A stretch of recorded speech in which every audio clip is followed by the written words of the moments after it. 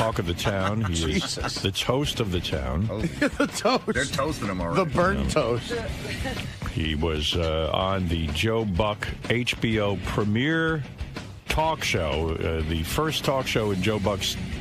Joe Buck's 2 Live. Joe Buck Live. Right.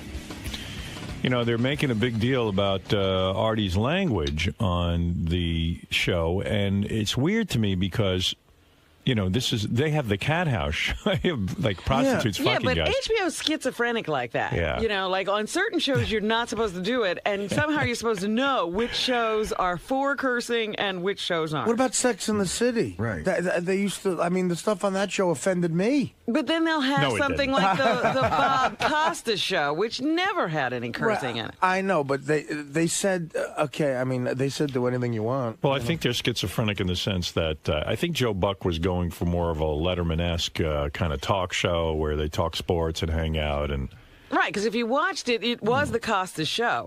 There was never any cursing. I do believe, though, that these guys, when they booked you on the show, you know, sort of thought that you would be a talk show guest in keeping with your Letterman appearances and your Conan appearances and stuff like that. I think they probably were really blown out by the language, but nevertheless, they should have said something. Right. They shouldn't have said "go to town." They gave me no guidelines. Listen, I mean, this is crazy. I did an interview with the New York Times yesterday. Like, I mean, about this? Yeah. Well, it's a big story in the sense that you went on, and HBO is now upset with you. Right. Oh dear. And they've, in fact, I was reading the paper today. They've blacklisted Artie from HBO Sports, which Wow. I don't think. Well, geez, Artie, I'm sorry for you. I don't know how that would affect your career, but maybe it would. I don't know. Me blacklisted from anything could affect my career, sure. Oh no, the HBO Sports Department's a major plank. Here's the article: HBO wipes hands of Artie. Artie Lange meet the HBO blacklist. Lange, Howard Stern's radio sidekick, is persona non grata at HBO Sports after his profanity-laced segment on Monday's premiere of Joe Buck Live. I tell you what, I never knew who Joe Buck was. Now I do. Yeah, I mean, help him out that way. There's something good that came out of this. Sure. He can do, he can go do as many Howard Stern shows as he likes, but he will no longer appear on HBO Sports or Joe Buck Live. HBO Sports President Ross Greenberg told the Post yesterday. Wow. Well, that's the greatest news ever. I can do as many Howard Stern shows as I want. How does Ross know that you can do as many shows When as did you he want? get to get permission to do this show? He's executive producing this show. He's the president of Hollywood. Howard, if that's true, and you make that decision, I couldn't be happier about it.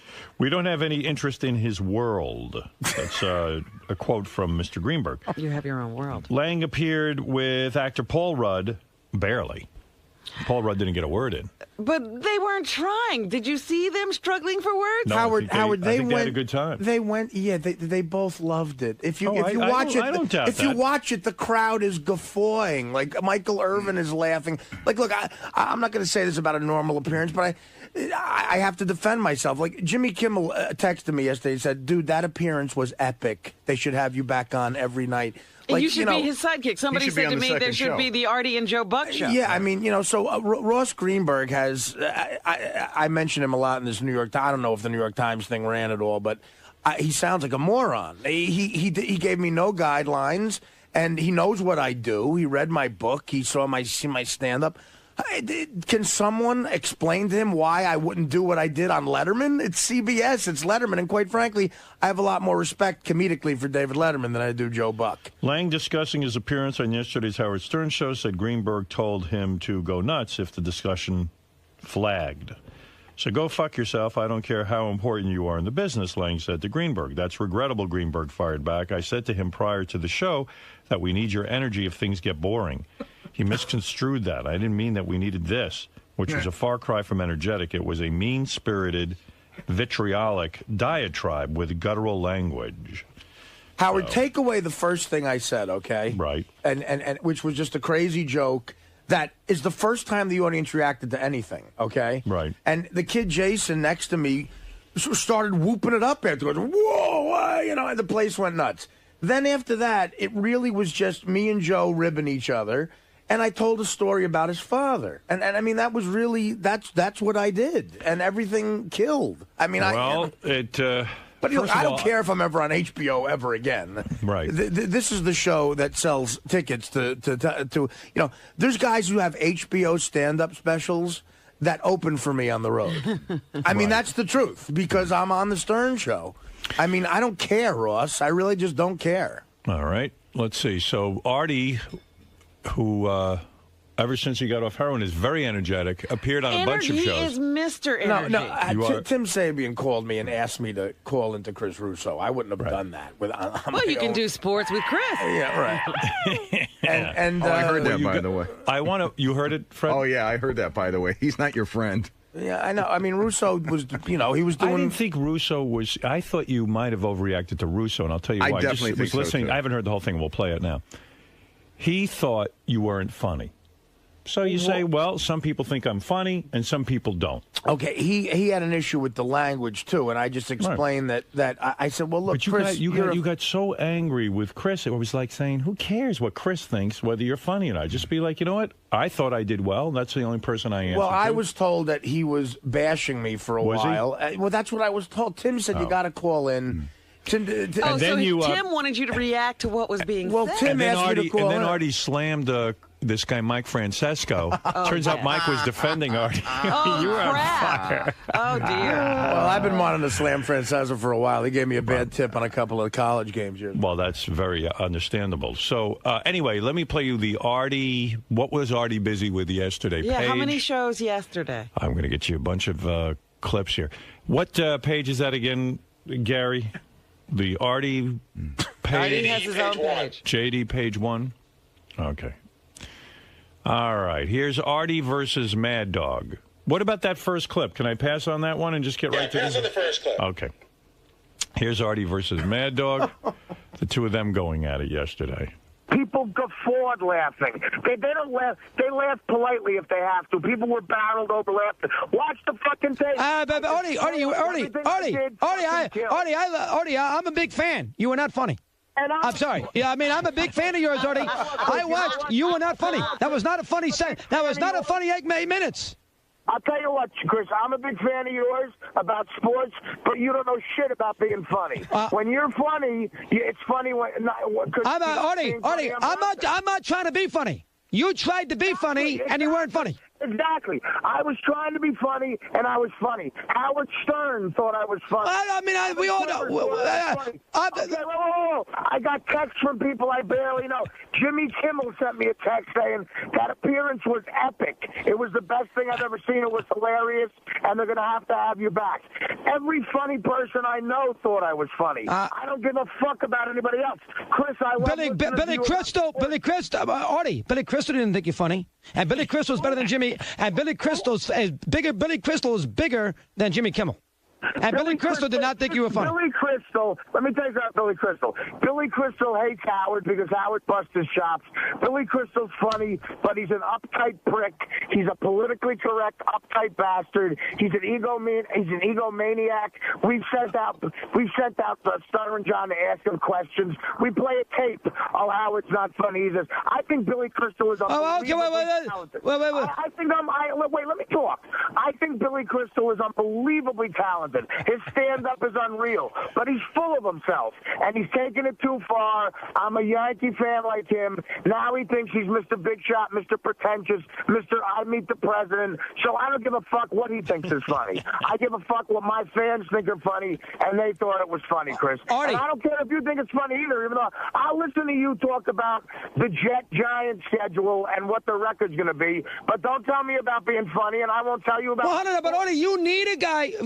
You tell me about sports. You're allowed. I mean, I don't say, well, I don't know. What does Artie know about sports? I don't say that. So why should you say that about me about why I can't judge a comedian? What, you're allowed to judge your sports and I can't judge a comedian? You're entitled to your opinion, but I don't respect your opinion about comedy. I tell you about sports, and a lot of times I'm wrong, and if you tell me I'm wrong, I'll believe it. Chris, I love you, man. You know I'm a huge fan of yours, but you're wrong about this. I was funny, and look at the audience. They guffaw. You can't judge. Michael, wait, Chris. Oh, hold on now. Let me let me get this straight. Artie, let me get this straight.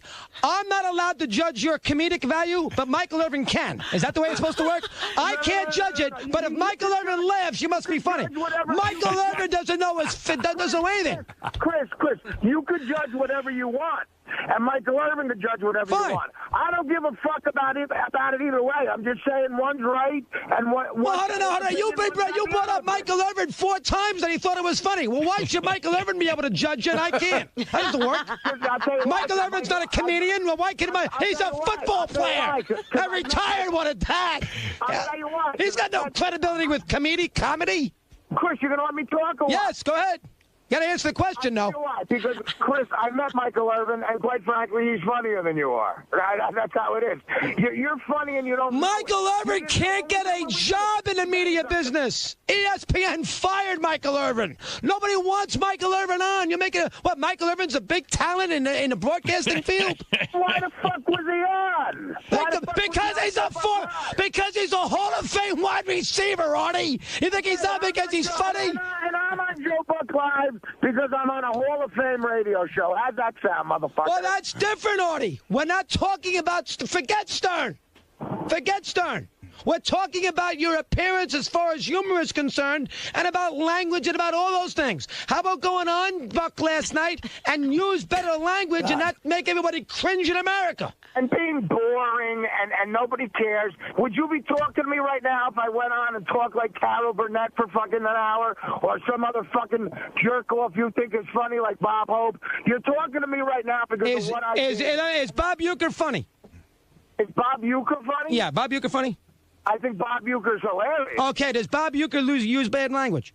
Off the air. No. In his jokes, does he use bad language, Artie? The answer is no. What the hell is he talking about?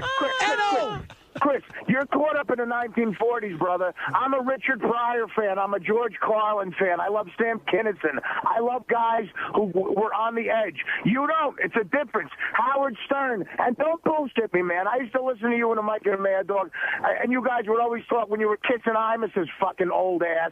You would go, oh, Howard works blue. I don't work blue. I grew up listening to Howard, man. I work blue. And Joe Buck knew that, and he got it, and the fans fucking loved it. And today, people are talking about his show because of it.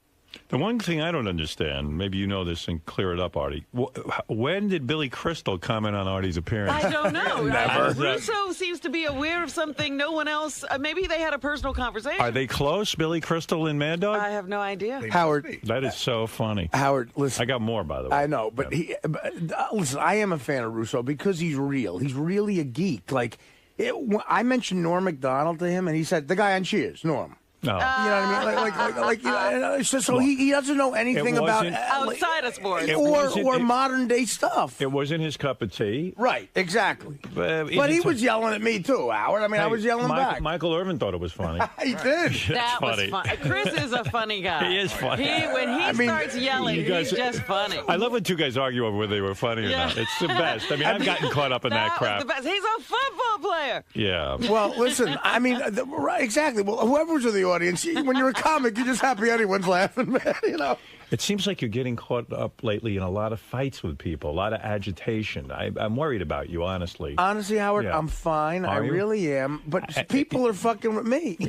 But I don't know. You think everyone's fucking with you? No. I'm fine now. You are? And I'm in therapy, and it's starting to work. It's working? Did Howard, you talk to your therapist about this? I have a shrink session today. And, good. Oh, good. How long? I love the guy. He's finally back from his honeymoon. How many hours is the session today? It's going to be about an hour and a half because I have a book signing tonight, so I have to calm down. Right. But I have so much anger in me. I do. Boy, I have anger in me, really do. and I'm working on it. Okay. What is it, Fred? I have a couple of thoughts. Book a triple session, number one. You got it, Fred. And number two, I heard that exchange yesterday, and in my opinion, Russo has no credibility whatsoever to judge who's funny and who is not. No, you're missing the point. But it's his opinion on He is commenting on what he thought was funny. But the difference in the argument, too, is he's commenting directly on what Artie does for a living as opposed to what's funny, and Artie's not commenting on what he does. What if Artie would have come out? He does. Artie says I don't say he does a bad Artie job. says he's a fan. I don't say he does, but what if he called in and says, I don't think you're doing a particularly He says good show he today. likes Artie. He's a fan, but he didn't think this performance was his best. I think that's a nice little cop-out when people want to say something shitty about you.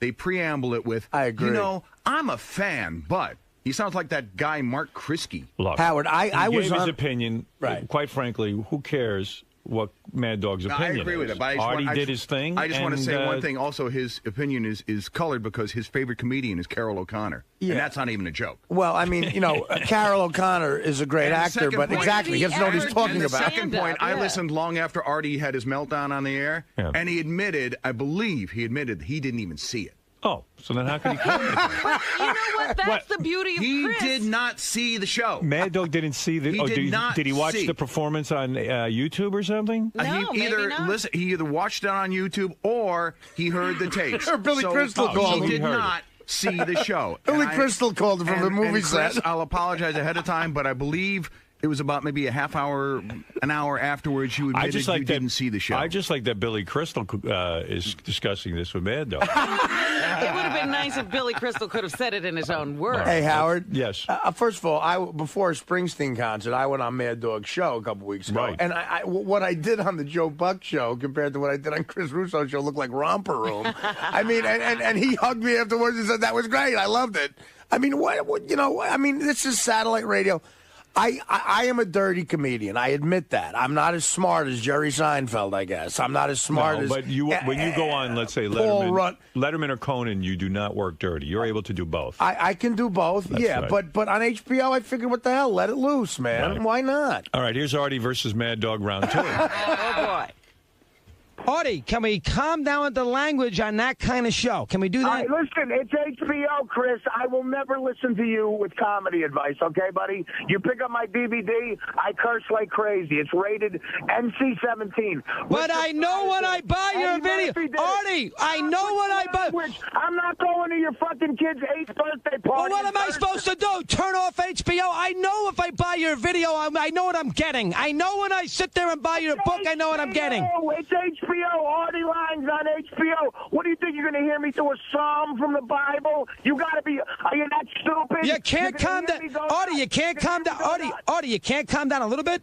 You can't calm down a little bit right now either? I'm fine. You can't calm down a little bit, Artie? You're not fine. You're not fine. You know what, Chris? No, I like to go over the line. I like to shock.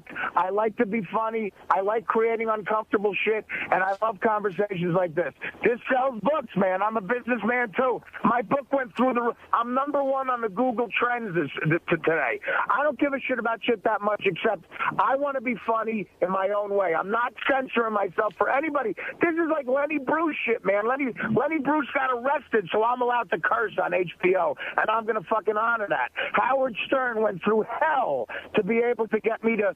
Howard Stern got FCC fines. Howard Stern's the reason you're allowed to talk like this on the radio right now, and I'm going to honor that. I'm not using bad language, Artie. Artie, listen, I love Howard. I don't use bad language during a talk show. You love Howard. There was different shit going on a few years ago with you and your fat fucking... Oh, we got to leave Mike alone, Artie. Please, that's not fair. Don't get on Mike. It's not his fault. Mike's fat ass is giving me shit. I saw Mike once at a Knick game. I couldn't believe they didn't sell him 3 seats. His ass was so fucking... Oh, Artie, come on. Don't pick on Mike. What did Mike do? Mike didn't do anything to you. I'm not picking on Mike, but he's picking on me, so I'm hitting... Well, when is he picking on Artie? Chris, let me tell you something.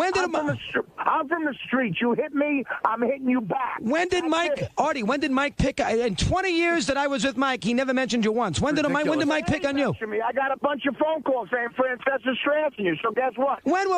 Did you... Artie, did you hear it yourself, or are you going by what your friend told you?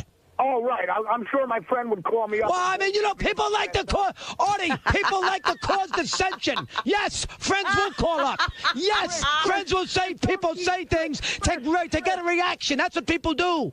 Chris, don't teach me about radio. I know people make shit up, but there's no way. I guarantee you Francesca gave me shit, just like you're giving me shit. Not in 20... Artie. I give a fuck about Francesca. I give a fuck about you, so I'm calling in. That's it. I don't have proof, but you know what? Whether I have proof or not, Francesca. Listen, here's what I'd say. Listen, one thing. Whether I have proof or not, Francesca still has a big fat ass. No, I mean, listen, a little heavy. I'll buy that, but 19 years, and I worked with Mike for 19 years. He never said a word about. He never. I know. That's not what I'm talking For the about. last 8 months, if he said something, I don't know that. He didn't say a word about me because I'm not famous enough. But today I made news in his fucking world, so he said something. So I'm. Oh, I said back. something. So now you didn't tell me that. You said something today. He said something. Yeah, I just tried to, but you keep screaming like a crazy person. Like Bruce just started playing Prove It all night. I mean, shut the fuck up and listen. Francesca trashed me today, so I'm trashing him back. Oh, I didn't realize. Well, you didn't say. I didn't hear you say. Nobody heard you say today. I thought you meant over the years. Because you're screaming too loud like a fucking broad. Calm down. So then Artie was done and then called Bad Dog back to apologize to Francesca. First of all, I don't know what happened because 40 people told me Francesca trashed me, and then a caller called up and said that he didn't. So no, I don't know what happened exactly. So here's Artie apologizing. Calling back with an apology. By the way, Howard, Yeah. that was the most ridiculous conversation I've ever heard in my life. Crazy. It was Artie, nuts. go ahead. Chris, I'm sorry. Listen, the guy who just called up and said Francesca actually thought I made the show good. Now I feel bad because I made the mistake of listening to a friend. I apologize to Francesca. I don't know the guy, but I'll tell you what, he's right. It was a bore fest. It was a snooze fest. And maybe I thought I had to hit a home run instead of a double to right. So maybe I turned it up a notch. And again, this is where people are wrong. I didn't call Buck a cocksucker. That's not what I did. I would never do that. I made a joke about a website. I would never call him a cocksucker, all right? It's a difference of opinion. I'm sorry to Francesca, but Francesca's right, Chris. It was a bore fest until I started talking. And I'll tell you what, I don't think I'm Richard Pryor. I know I'm not that good, but I do what I do, and I'm trying to make a living. I went on there and I did it. And a lot of people who I respect, including Howard and Howard's honest, man. If Howard thought I sucked, he would say I sucked. Howard didn't even see it, right? Howard saw it and listened to it, of course. He saw it live, or did he see it after the show was on? No, he saw it afterwards. But he watched it. He watched the whole thing. And look at it. Chris, look at it. Buck is laughing when I'm doing his father. They cut to the audience. They're not laughing in a fake way. Michael Irvin's out. Both of the kids next to me are laughing, Chris. I know you don't like it, but look, we have a difference in opinion. I apologize to Mike. I did what I had to do. I'm trying to make a living here, brother. I'm trying to avoid becoming a longshoreman again. And I tell you what, I'll keep doing it if it sells books, but not just because of that, because it's true to whatever. You want to call me an artist? I don't think I am, but I'm true to this the way Richard Pryor was true to his honest comedy. I will always do this, and I'll always listen to you, Russo. I won't bother you again. I love you. I'm going to keep listening. Thanks for taking my call. Artie feels bad now. Artie was feeling bad, and is it true Mike Francesco really had to buy 3 seats at the stadium? Well, it's expensive, too. Right. $2,000 to see. Well, there you go. I mean, you must be a little bit worn out, huh? I am, Howard. You're yelling and screaming and carrying on. I feel a fraction of what it must be like to be you when you get a lightning rod of stuff. Like Well, it's like, I mean, but the New York Times called me. I mean, there's a war on. You're like Crazy Alice. You're yelling and screaming on all these radio shows. Well, I mean, again, So- I would never. Has he become Crazy Artie? Crazy Artie.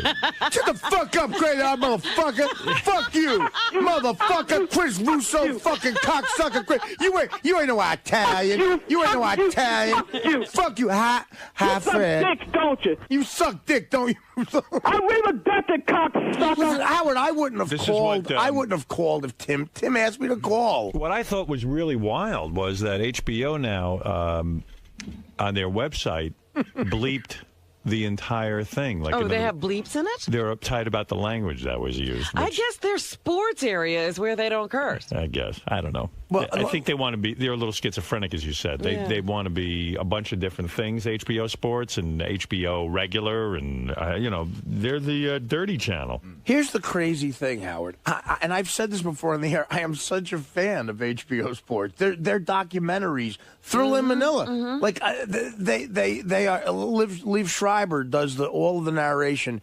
They did a thing about the Oakland A's and the Raiders in the '70s. It's one of my favorite things ever. I own it. I love HBO Sports. I love Bob Costas. They don't love you. But they don't love me. So there's a lot of people I love who don't love me, by the way. Right. But anyway, let me just say, and I told this to the New York Times last night. Here's exactly what Ross Greenberg said to me, okay? And I'll tell you what Joe Buck said to me, too. And there's witnesses to this. He said it in front of a few people. And he's not going to like this, and I don't agree with this, but this is what he said.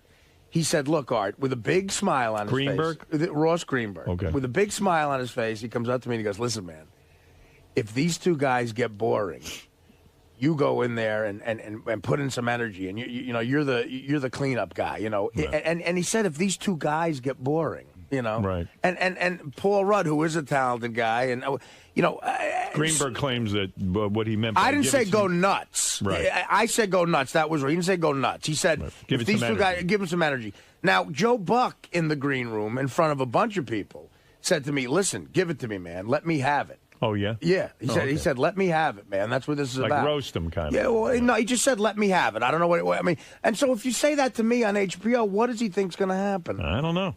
I guess you're right. The first thing was a little strong, but then I told a touching story about how much I loved his All father. right. Well, listen, Everybody forgot that, Artie. I know. That's right, Art. I was reading a guy named Tommy Craig's column in I think this is from Miami, but I don't know. I don't know where he writes a column, and he said that he thought that Joe Buck's phony outrage over Joe Buck's show is ridiculous, that having Artie on He invited Artie. He invited Artie. Artie was wild, and that's what they could have expected. And Joe Buck now distancing himself from his own show is sort of a wild thing in itself, that this is your show, and you kind of wanted this, and now you're conveniently saying you didn't want it. HBO took Artie's appearance off of YouTube, and they had it removed. YouTube? Yeah, off of YouTube because they had it removed. I didn't hear the rest of these, though. There's a couple other shows, I guess, that commented on Artie. This is the Dan Patrick radio show from here at Sirius, I guess. Well, I guess that, Gary's happy because they stopped talking about the pitch. Yeah. Well, at least I did something manly. No, I was offensive. Before we dive into Brett Favre's appearance last night on the Joe Buck show, the Joe Buck / Artie Lange show on HBO. It's a good show, the Favre, and then the nice piece on David Wright, and then that great segment with Paul Rudd, who's hysterical, and Artie Lange, and some guy. Paul Rudd wasn't hysterical. Well, he only had 2 words. Paul Rudd was there? Yeah, I think he said, hi, Joe, and that was it. It was a hijacking last night. Yes, it was. Brutal. Yes, it was. Brutal but transfixing TV. I was not turning the channel. There's no doubt about that, but I've never felt more uncomfortable or sorry for a host in my entire life.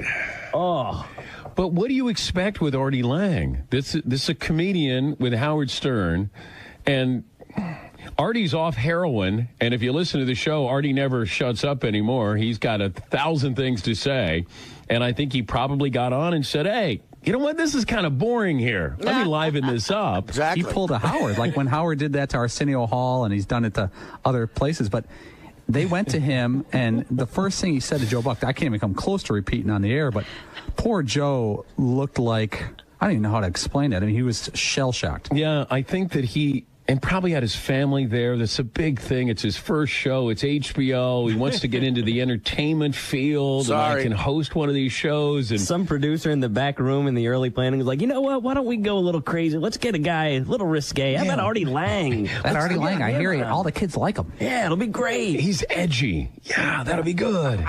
But I think what he made the mistake of maybe waking Artie up a little bit.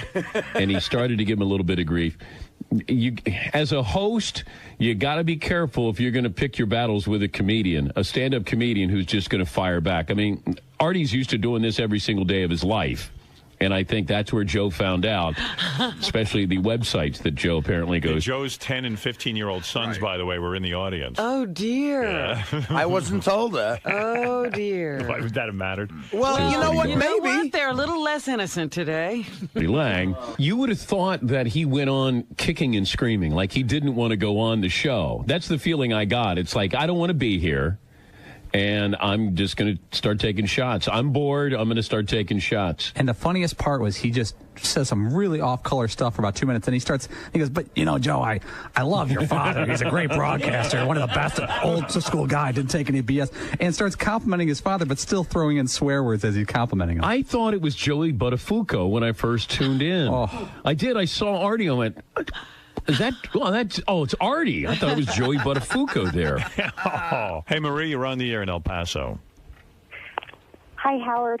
Hi. I love you. Love you. I just wanted to say, Artie, because I was a big Jackie fan, and so Artie's kind of humor, it's always been something that I don't really get or I don't really understand, but it's always kind of been like he's not really himself, and I think it was the drugs.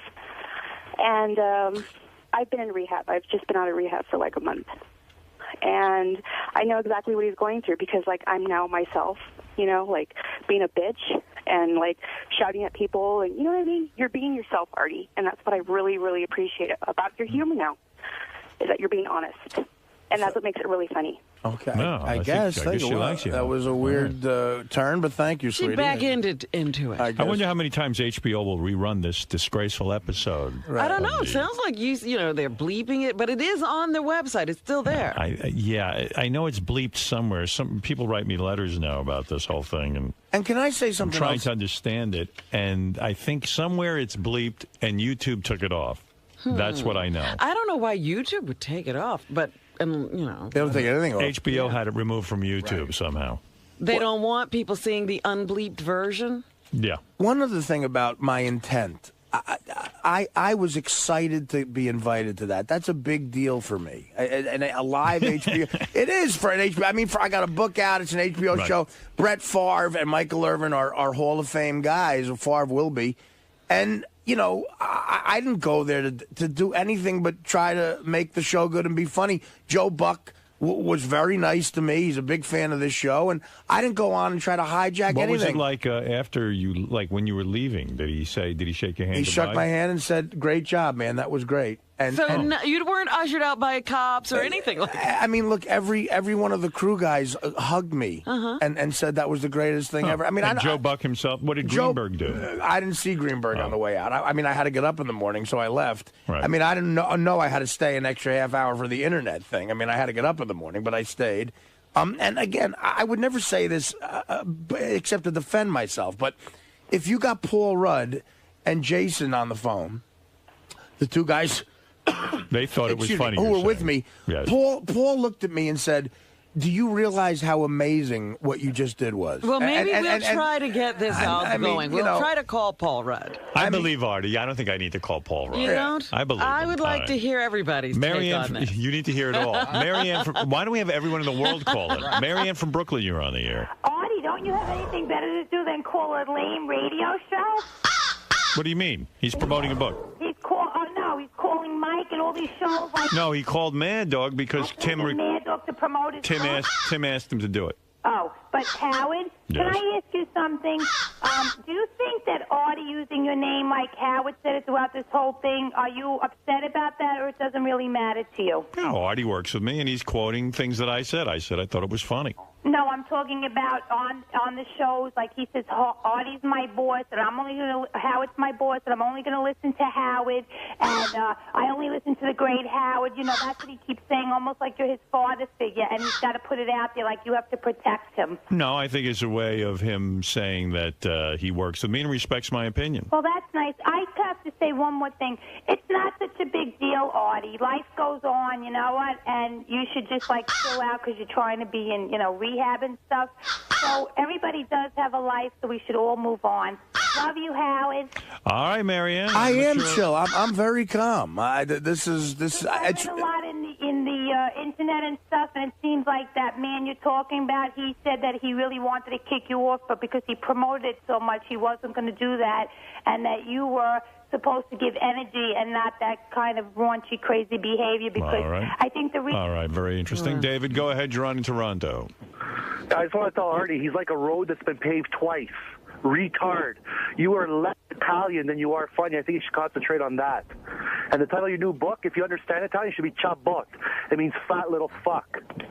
Well, not an Artie fan. I don't understand what he sounds more said. like I think this is Mr. Greenberg on the phone. He did a great joke. You hear him? A paved road retard. Retard. Yeah, right. no, I just, that was a good one. Talking, That's funny, man. Can I use that one? Howard's my boss. Yeah, you right. You can use that one. Thanks, buddy. You can use that one, and maybe you'll get a laugh. Right. I never get laughs. People laugh because they're I never get laughs. Doesn't mean you're funny. Oh, okay. What would mean you're funny? People not laughing? No, it would mean people laughing because you said something that was actually humorous, not belligerent. Oh, people okay. laugh out of Yeah, that's a lot of your detractors are saying you've become very angry and belligerent. Oh, okay. That you used to be sweet Artie, and now you're vicious Artie. Okay, well, I thought that the Joe Buck thing was entertaining. Now, I don't know. I don't even believe everyone's carrying on like this. I can't believe it was either. Very controversial. We had no idea that they would be debating this all over everybody's ear. Listen, if I was on there with Barack Obama, I would not have said what I said. Okay? You said it was a setting where you felt comfortable enough to do your thing. Exactly. All right. I'm sorry, guys. Now, were you excited by all this, or were you upset by it? What happened yesterday in your life? Were you turned on by all of the attention, or were you turned off to this? I have to admit, Howard, I was turned on by it. You liked it. You liked all the attention. It's exciting. I mean, did Team Lange come together and say this was a good thing? I haven't met Team Lange. Did you discuss this with your agent? Did you discuss it? They all think it's great. They yeah, like that's it. what I was talking about. Because That's Team Lange. the book apparently It's doing well. Went through the roof. So that's what you want. Yeah. The So book, you got what you needed. Well, I mean, it's publicity, Right. And so you weren't having any sort of second thoughts about it, doubts? No. You feel good about your appearance there, and Howard, listen, all I can go by is I've done a lot of talk shows, okay? Right. And I've done 1,000 of these shows and whatever, and I've done a lot of things in front of an audience. I thought it was great. Right. So that's all you have to worry about. And I've been on yourself? and I've been on before, and I've thought I've been bad too. Why defend yourself? That's what you've got to do in therapy. You got to say, listen, I thought it was great. That's what I did. I stand by it. Well, that's it. People are. Don't get affected by everyone's opinion. I'm not affected by it. Good. Really, I'm sort of just sitting here and people are coming to me. People called me. Tim called me and asked me to call Russo. I look, and everyone gets into this business because you want attention, and of course I was turned on by it. I was glad to hear you say you were a narcissist. I think your numbers would be higher this week than mine. I'm a narcissist. Absolutely. He might be higher than you. Yeah, you might be a little above a 34. Right. Robin, look, anyone who gets into comedy, think about what a comedian says to the rest of the world. Look, guys, I don't only think I'm interesting and funny. I think people will pay to fucking hear me. I mean, of course I'm a narcissist. But I was going to ask you something. You would never go to your therapist to evaluate a performance, would you? No, I wouldn't. But I might go to my therapist to understand why I'd care so much. Right. I see. Okay. Right. In other words, when I go into therapy, I have had issues where I care what everyone thinks. Mm-hmm. And we get into that. Why care about... that's a different issue. I thought you were saying maybe you should talk to your therapist about, whether this was funny or not. And that's not what you're going to do. No, I think Artie needs to deal in therapy with a lot of issues. This isn't one of them. Right. What would he be talking about in relation to this, though? His anger, he is lashing out at anyone who criticizes him, which is understandable. Mm-hmm.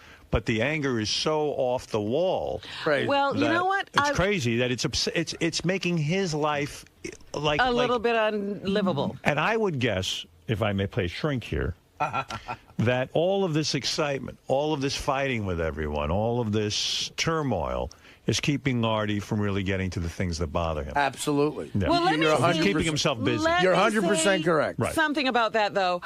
I remember going through an anger phase. Yes, I remember that in phase. the few months that I did therapy. Yeah. And then cured yourself. Before I quit. Right. Before you declared you were cured. Yes. And that's one thing that happens. A lot of your unexpressed anger just rises to the surface, and it is a little bit uncontrollable at the beginning. Oh, it's horrible. And what is that famous quote by Richard Nixon, like, your enemies only win if you get mad, because then you destroy yourself. You know? Look, Howard's right. I have anger in me that's tremendous, and it's about a bunch of things. And thank God I found a therapist that I like. Like I really like. I call him on the phone when I can't see him. If I'm on the road. So I'm working on it, man. I believe that you need to be in therapy 5 days a week for now. Okay. Now, I'm not making a joke. I don't understand. Is it structured therapy? What are we talking about? It's a psychotherapy, I believe, that Artie is involved with. It's intense. And it's... But is it structured? Like we see each other on this day at this It's twice a week based on his schedule and mine. Based on based on you don't have a set appointment? In the beginning of the week, he'll say, I have this day and this day, and I'll say, okay, let's do it that way. What about locking into 3 or 4 times a week at a set time? I'll bring that up to him today. Yeah. Okay. That would be the move because I think you could, get through this a lot easier, maybe dispel a lot of that anger. I think he's in therapy. I think I'll get through a lot of money too. Well, that too. We can run through that. You're right. No, listen, getting better does cost money. If I could tell you, investment in you, if I could tell you what I spent on heroin, it pales in comparison. Way less. What'd you spend a week on heroin? Would you say? I mean, there's no exact number, I'm sure. A week? When you're really at your worst. At my worst? Yeah. Well, I read once that that Yoko Ono and John Lennon in the 70s were spending $5,000 a week on heroin. In the 70s. That was the 70s. Yeah, and I think, but you see, here's the thing. I was having it delivered because I was afraid to be seen going. So there's a surcharge? Well, absolutely. It's like McDonald's if they could deliver it to your house. They have to charge you something. And these these were guys that I would overpay because I was afraid. I don't want them mad at all. You know. And I'll give you the most I ever spent in 1 week. Go ahead. Probably. You know what? I don't want to say it. I don't want to say it, not because there's a bunch of issues here. Oh. By the way, I mean, how often do you have to have it delivered? About twice a day. Is that true? No. A couple times a week. Right. Yeah.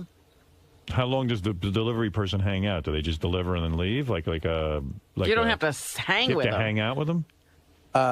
Sometimes it gets uncomfortable. Yeah. Sometimes they use bad language.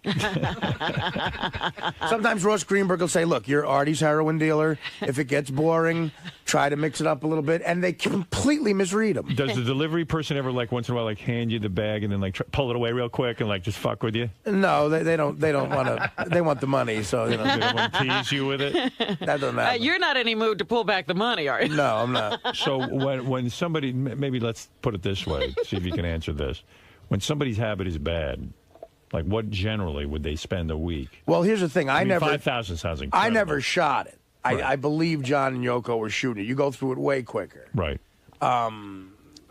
So, I would say even adjusting $5,000 a week now would be a shitload of money to pay for heroin because heroin's cheap. Could you have spent $7,500 a week? No. No, not that much. He's saying he didn't go that way. He didn't go that way. It's cheaper. Well, it's like I never smoked cocaine either. Right. For some reason, I had these levels, and I was at parties where there was times you were afraid to go that. Yeah, because I would have lived in that bottle, right. and I was at parties where I was handed a pipe, right. I just said no to that somehow because I thought that was another level. And if you smoke coke, God, the money just goes because then you just get rid of it so quick. Do you think you're insane? On some level, sure. You do. No, I mean, qualified. Are you insane? Do you think you're insane? No, I don't think I'm insane. In other words, do you think you have a death wish? Oh. Which would be insanity. I think. Yes, I know that. Right. I think at one time I might have, but not anymore. All right, good. All right, well, that's good to hear. Well, listen, Howard, I tried to commit suicide. Howard. Right. So, are you insane? No, I think I was at one point, but I'm not. Now you're saying? Listen, I'm not trying to be wah here, but the pain that I went through, the darkness of seeing my father the way he was, right, was so traumatizing to me. And my father asked me to kill him once a week. Right. And he was my best friend, and we did everything together. And when we played catch, my hand would hurt from how hard he threw the ball. And the last 4 years of his life, I had to wipe his nose. Let me ask you And you know, it just it really was something I couldn't get out of my head, and I never went to therapy for it. And my mother always looked tired. You know, she would set her while But working. Let me ask you a question. Okay, go ahead. I mean, I'm just trying to answer Your father. No, I hear you. Your father exhibited a lot of bad behavior. Yes. You described a story that I thought was almost too outrageous to believe that he would, install, phony cable. But never did drugs or Right. drank or anything, Right. which is weird. And he never gambled. Do you It think, was weird. Do you think a lot of your outrageous behavior is an attempt to be like your dad? Absolutely. It is. 1,000. Because you admire him so much that all of his negative behaviors you think are good. You could not be more correct. My father would tell me stories about how he used to fool around in school and get in trouble. And that absolutely made me want to do that. So you Well, think, wait a minute. So We you were think that on- being a real man is behaving outrageously or Probably. badly? Well, no, not bad. But you see, because in a lot of ways, I'm a good man, Howard. No, I'm not accusing you of being a bad man. You're a good-hearted guy. Yeah, but do you think outrageous and bad behavior is manly? Is manly? Sure, in a way there is, but I'm older now. I used to think that. I realize now, of course. I mean, listen, the stuff I do on an HBO I'm not show. talking about, forget HBO. Right? Okay. I'm not talking about HBO. I'm talking about You're talking about his life, Talking yeah. about your life. I'm talking about doing outrageous things. Some stuff that you don't even talk about here. I think I'm mature enough now to realize that that's wrong. But for a long time, I thought that was what a man was. Absolutely. Let me ask you something, though, because we were on the conversation about insanity. Right. And insanity is not regulatable. That's right. Okay? You can't control. That's what insanity is. That's why I asked the question, because insanity means you're insane. It means, in other words, it means you there's don't have a choice. The only way that you can recover from it, if you want to call it a recovery, is to be medicated. Right. You have to be controlled outside of yourself. Absolutely. So you can't say, today I'm not insane. Right. So you are if you're insane, that's it. there's no cure. I was insane yesterday. No, there isn't. That temporary insanity defense. What do you think of that? That's why I asked you if you think you're insane, because... Well, do you think I'm insane? I'm not sure. I'm thinking that something's going on where my recommendation, and I don't say this lightly, the reason I said you should be in therapy 4 or 5 days a week is to find out what's really going on with you. That Right. You should know what's going on with you. Right. In other words, you're an older guy with the heroin and stuff. That's dangerous stuff. I mean, you're playing with fire. I understand. And I love you, and I don't want to see anything bad happen to you. I really mean that from the bottom of my heart. I know you do, Howard. So the thing is that if you are insane, let's assume you are, they can medicate you. Right. And if they medicate you, you'll have a good life. There are many people I know in my personal life who are, mentally ill. And people go shocked when you hear, mental illness. Oh, blah, blah, blah. Yeah, let me hit fuzzy I don't health. want anything bad to happen to you. So if you are mentally ill, they should medicate you. If you're not, then you got to get to the bottom of this anger. But let me ask you something. Go ahead. Let me ask you something. Right. Because you tried to commit suicide, and that scares me. But I tried to commit suicide because I had just done coke for 3 days and I ran out of it. And so you might not be insane.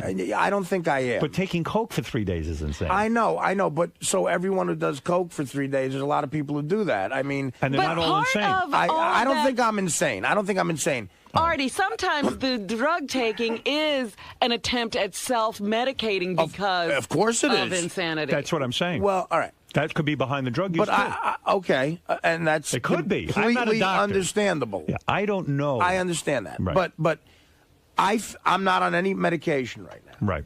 And for a couple of weeks on the show, I really was out of my mind, ruining interviews and shit. Right. And do you feel I've made an adjustment there? No. No? No. You've made some adjustment, but not Well, really. some adjustment. Not really. No. I don't think so. But some adjustment. Some. Right. Right. So I think you're having a hard time controlling yourself. I'm going towards the. Yeah. I think you're doing better. I just think that what I'm worried about. That's on my own. So, and I'm going to keep and listen. I will keep trying to do that. There's something going on though that concerns me. That in doing your own rehab, I think you're going through a tremendous difficulty right now. You came off heroin, which Right. I applaud you, and I think is unbelievable. I mean, an amazing feat, because anyone who understands addiction That ain't easy. Oh, no. This is the hardest thing you're going through. It's not just the drug. And I don't think you even know inside of you how, forget the physical addiction, the psychological addiction. That emptiness now, that void that isn't filled, has to be filled some other way. Well, it's the Charlie Parker quote. They can get it out of your blood, but they can't get it out of your brain. Right. When you're an addictive person. Whatever you were taking it for, you're now subject to having to control or You're face. feeling things.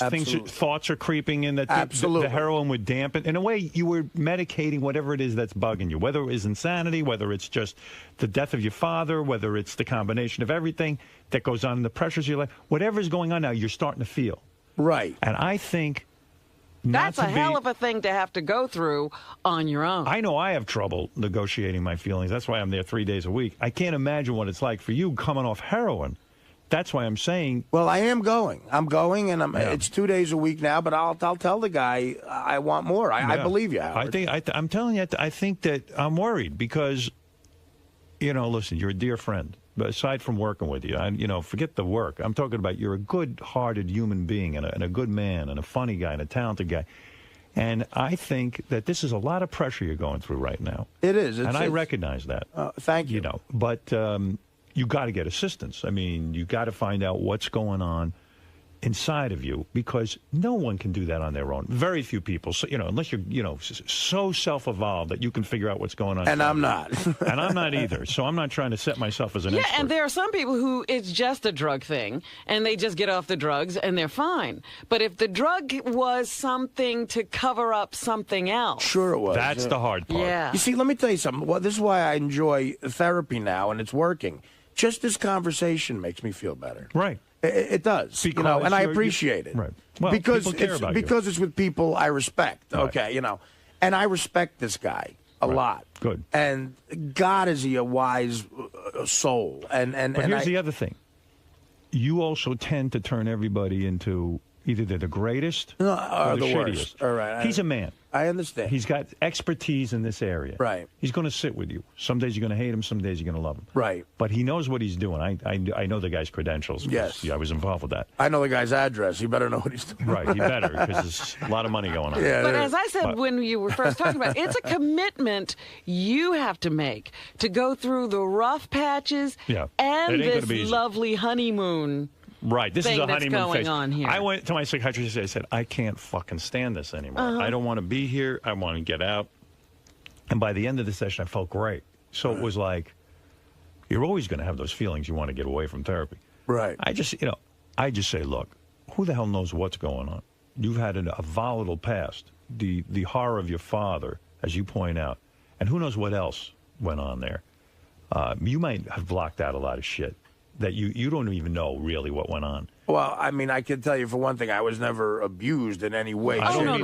That does nothing. I mean, I know. I'm just saying. Me neither. I mean, look at us. Who's going to abuse us? No one's attracted to it. Abuse comes in many colors. Believe me, I wish someone would have abused me. No, I'm just saying. I just paid attention. And anybody can formulate an opinion on what you just said. I just want to make sure I was not abused. I'm not talking about abuse. Right. I understand. And you're right. If anything, my abuse was people ignored me because of the way that I was looked. terrible for you. Right. I wish someone would have touched me inappropriately. I want to be abused. So anyway, listen. Right. This is a topic for off the air, but the fact of the matter is... So let's do it on. Let's do it on. No. What I'm saying so much better on. I appreciate even this episode with Joe Buck, right?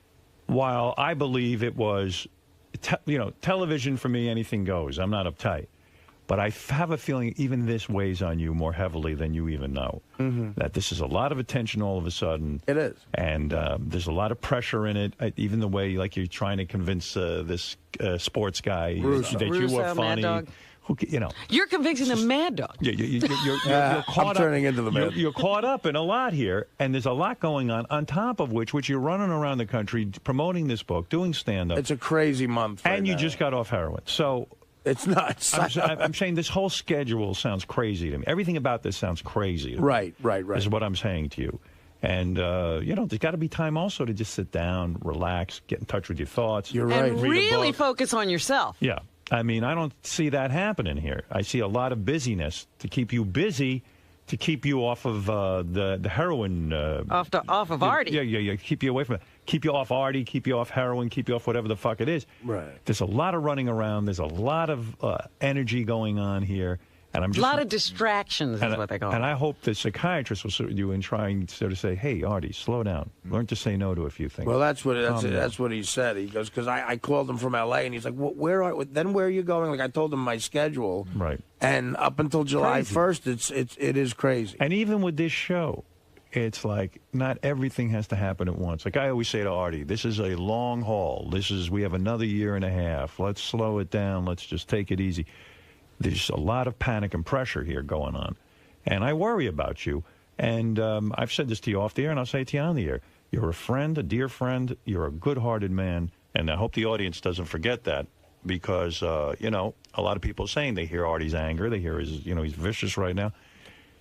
You're a good guy. You're a good-hearted soul. And I know that about you. But I'm hoping and praying that you do take some time for yourself. Sit down.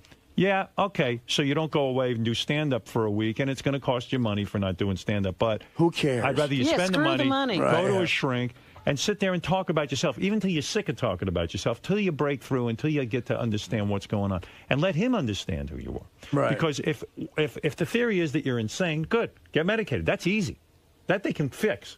If it's not insanity that you're doing this to yourself. Howard makes this all. Not everybody is capable of dealing with the medication either. That's right. It's not that easy. No, what I'm saying is like this is complicated. So yeah. what I'm saying is, I don't think Artie's insane. I don't either. But I'm saying is, go get if I was diagnosed. insane, Howard, I don't think you'd keep me here. I mean, come on. You don't know that for sure, Artie. I've seen him hire insane people. Yeah, but you know what? I'm sitting 2 feet from him every day. They couldn't keep the job. Yeah, insane people, listen. Right. I'm being dramatic for purposes on the air, but the fact of the matter is, we don't know what's going on inside of you, nor do you. You know what? You're right. I don't know what's going on inside of me. That's what's scary. I'm having somebody diagnose me and help me. And you know what? And for years, I pushed that away, and now I'm embracing it.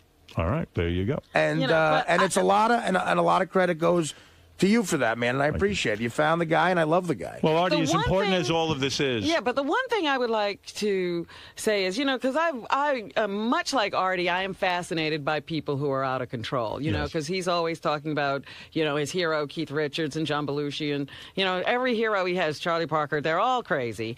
And, and they were literally insane. That's right. And I was watching that Hunter S. Thompson thing, or Thomas, whatever his name Hunter was. S. Thompson. Fear and Loathing in Las Vegas. Well, I wasn't watching that. I was watching a documentary about him. Yeah. And the man's brilliant, but he's in pain every day of his life. And he's taking these drugs to try to get out of his own head. And eventually, it took a long time, but he eventually killed himself. And it was like, that's what I worry about with Artie, is the darkness. That's right. That severe. Well, that's why it has to be diagnosed. Well, and you can't get diagnosed in a day on something like that. So Hunter S. Thompson, I believe, blew his head off at the age of 60 because that's the exact age Hemingway did. I think he said, Hemingway blew his head off when he was 60, and that's what I'm going to do. Believe me, guys, I promise you, I'm not in that place. I'm not there. All right. I'm not That's there. good. I'm far from it, as a matter of fact. I might be annoying, but I'm happy. By the way, as important as all of this is, there's something more important to discuss. Everybody is here for the Bang My Dad update. By the way, I saw these people. This was so funny. I saw them on the street yesterday as I'm driving. The 2 daughters and the father, and he had a smile on his face. Yeah, we'll find out what happened right after this. Let's take a break. Everybody calm down. Wow, that was a rough hour, man. Well, listen, you're the toast of the town. You're the man of the hour. I don't even care about that shit. I mean, I appreciate the last 10 minutes here, but... I promise you, I'm doing better, and I'm working on everything really hard because I want to be alive forever now. Yes. And I got a second chance. The doctor told me I'm lucky to be healthy. I always thought I was going to die from health issues, and he said, no, if you can control your anger and stuff and not destroy yourself, you'll be around for a long time. You might actually live. And I want to live for a long time. Well, that's good news. All right. Not to everybody on the Stern Fan Network, but I do want to live for a long time. Right. The Stern Fan Network wants everyone dead. It is weird that it's getting this much attention, though. I mean, Joe Buck, if he pretends to be upset about this, I really think it's stupid. But again, I don't want to show any anger. There was one line in that whole thing, and it happened to be the very first line, Right, that maybe Artie would take back or change it and make it a little less... I wouldn't take it back because it got a reaction. But Scott's right. It was strong. But if you take that line out, I don't think there's that much of a deal right now. Yeah, But I mean, look, I said the jizz line during the internet part. Well, that's internet. Maybe we're desensitized because where we work, but I tell you, we all fucking laughed. And everyone in the crowd was laughing. Yeah. I mean, did you hear me bomb? I didn't bomb. No. You know, Ross Greenberg did not return our phone call. Of course not. Ross Greenberg, I don't think is operating on a ton of brain power. Oh, you had your physical? No, just preliminary? Yeah, I got this really nice woman came by and took my blood at 5 o'clock in the morning. Otherwise, I would have had a fast all day. That's nice. Oh, that my is goodness. great. She came before you came to work? Yeah, no, she came to work here. Oh, my goodness. I gave her like a hug. I was like so grateful because otherwise you got to fast all day. And Yeah, I've done that before. Fasted during the show because I was Yeah. going to get blood work afterwards. no, this is the woman. I could turn you on to her. She comes over with a little kit, does the whole thing. What's that noise? That's my printer. I hate your printer. This is a The printer's professional- 1966. Rob, close to the printers. This is a professional broadcast operation. You know how many times I've had to cancel doctor's appointments because I blew a fast? I believe that. I don't think it's That's possible to fast. highly plausible. Oh yeah, like 4 times. I had to call. Listen, I fucked up. I had a slice. You know, I'm really healthy, and I'm also like paranoid. And I go, "Wow, what if the woman hates me and she gives me a dirty needle and she kills me?" And, No. I mean, I have all these weird thoughts of You know people what? doing That horrible is things the to me. last thought I'd have. Oh my Because god! they open everything in front of you. Right. It's all sterilized. I was trying to watch, and I didn't see. You know, I am so filled with ugly thoughts. I can't even tell you what. I don't know what happened to me psychologically, and I've been spending the last 9 years trying to figure it out. But my immediate reaction is someone's going to come in and give me a dirty needle and give me HIV and kill me. And it's like, and then I have to sit and go, well, why would they want to do that? What did I do? And then I'm on trial. And then I'm. How could you seriously wonder where that comes from when all those tragic stories your parents? Is that what it is? I see the world as a horrible, scary place where people do horrible and things. bad stuff happens to you and your family. I you know, because my mother used to say, see, I got into that in my mother used to say, one of my philosophies as a mother is that I want my children to be fearless. And then meanwhile, but what my mom would do is she'd sit me down and go, your grandma Rose, her whole family was wiped out by the everybody was Nazis. dying back then. Right. Well, listen to this. This was my day. Honestly, a day didn't go by where this was the lineup. I swear to God, I'm not kidding. So this is why It was like the greatest hits. This is your Penguins. But this is like I want to think I wasn't scared by all this, but I think this has shaped my view of the world. Absolutely. Because like this is from the time I was a little child. Your grandma Rose, her whole family was wiped out. The Nazis came, they killed her brother. She had a family of 9. Her parents, everyone. She hid in a basement. A woman took her in. Then, okay, that story would be over. Then I'd hear, your father got yellow fever. If they'd put him in a hospital, he would have died. His mother took him. She quarantined him at home. His skin was peeling off, and she sat there and she bathed him. If she had gone to the hospital, they would have killed him. The doctors would have killed him. Oh, and you wonder where these thoughts come from. Then the next story would be, my mother, I was 9 years old. They came and told me she died. I don't know what happened. She went into the hospital. I think they might have killed her. Well, that's exactly where it comes from. Right. Hospitals kill you. Right. Yeah. So you're getting a medical procedure. They're probably going to kill you. So the woman comes and you know, I can't even, this is how bad I am in therapy. I can't put, like my therapist, like, can you tie this all together? I go, no. I can't tie it together. Like, I don't take those stories. It's so how we're raised. But Because you're too close to it. looking. No. It's not that he's too close. He's now evaluating them as an adult. Yes. He's not thinking of a little kid. Yeah, I can't do that. Hearing these stories, and you can't get in touch with that child and realize that he was terrified. Yes. I don't want to think of myself as a little kid, even to go back in therapy. and think, Right. but- That's too scary. Yeah, but I must have shit my pants because even as an adult now, I'm like, oh my God, they're going to come and take blood and kill me. Well, that's the little kid talking while you're not governing everything that's going on. And I get completely crazy. And I used to suffer a lot from OCD, and I'd start touching things so that I wouldn't die. Right. Because I always think the world is going to come and kill me. Well, that was your compensation way of dealing with it. Yeah, that's his defense mechanism. And whenever something horrible happens, I go, you see? I know, you're a great you see person. Yeah. Everything. You never notice the things happening that are good. Right, exactly. That happen every day, 24 hours a day, but the one bad thing, see? He was like air shows have been going on for 50 years. Right. The first accident last week is like, you see air shows. So who was the UC person in My your... mother. My father. It seems like your mom had a really big My influence. father shipped me off to relatives. And then I had one pair of underwear. And I never had a doll. It's hot. I never had a toy.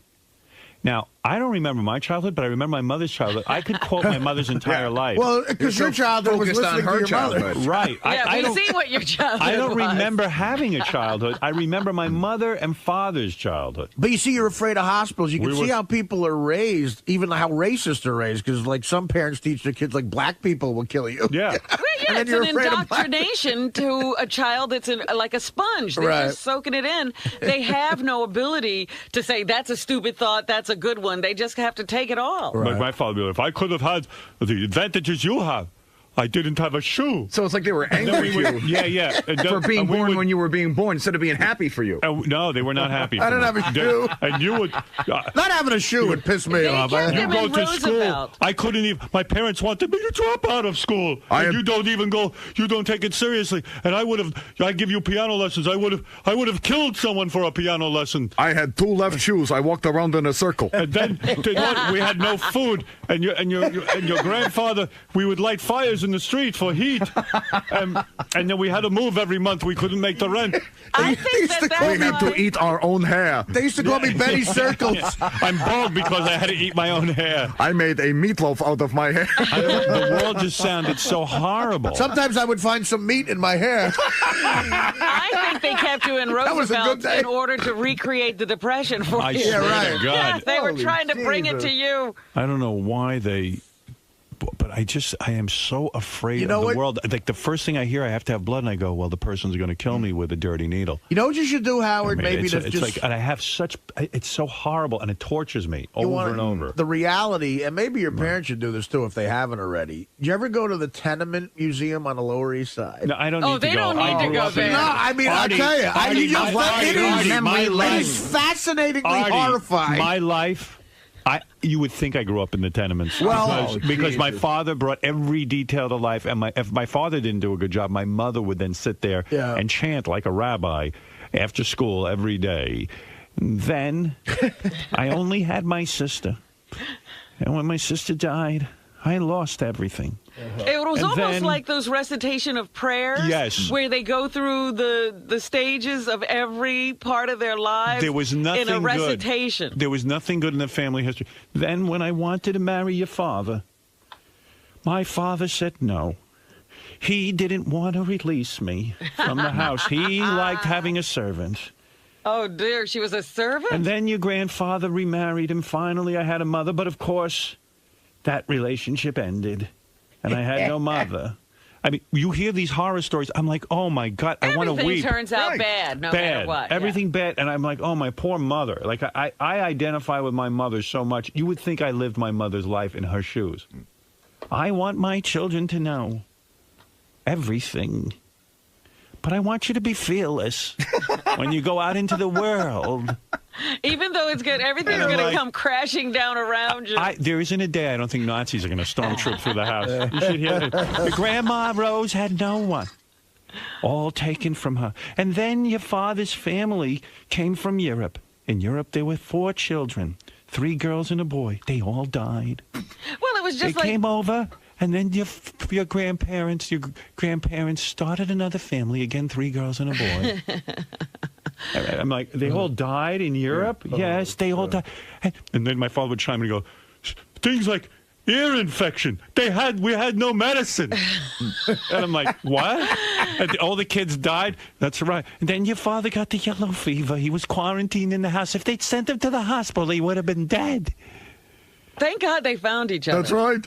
I'm like, oh my God. 2 people who could share the misery. I got to tell you something. I live in a world filled with fear. But you know what? Yesterday, when you brought up you were talking about some charity thing for the Reeves Foundation. Yes. And then the Reeves Foundation. And you started going, you went through this litany of nightmarish things that happened to him. Horrible.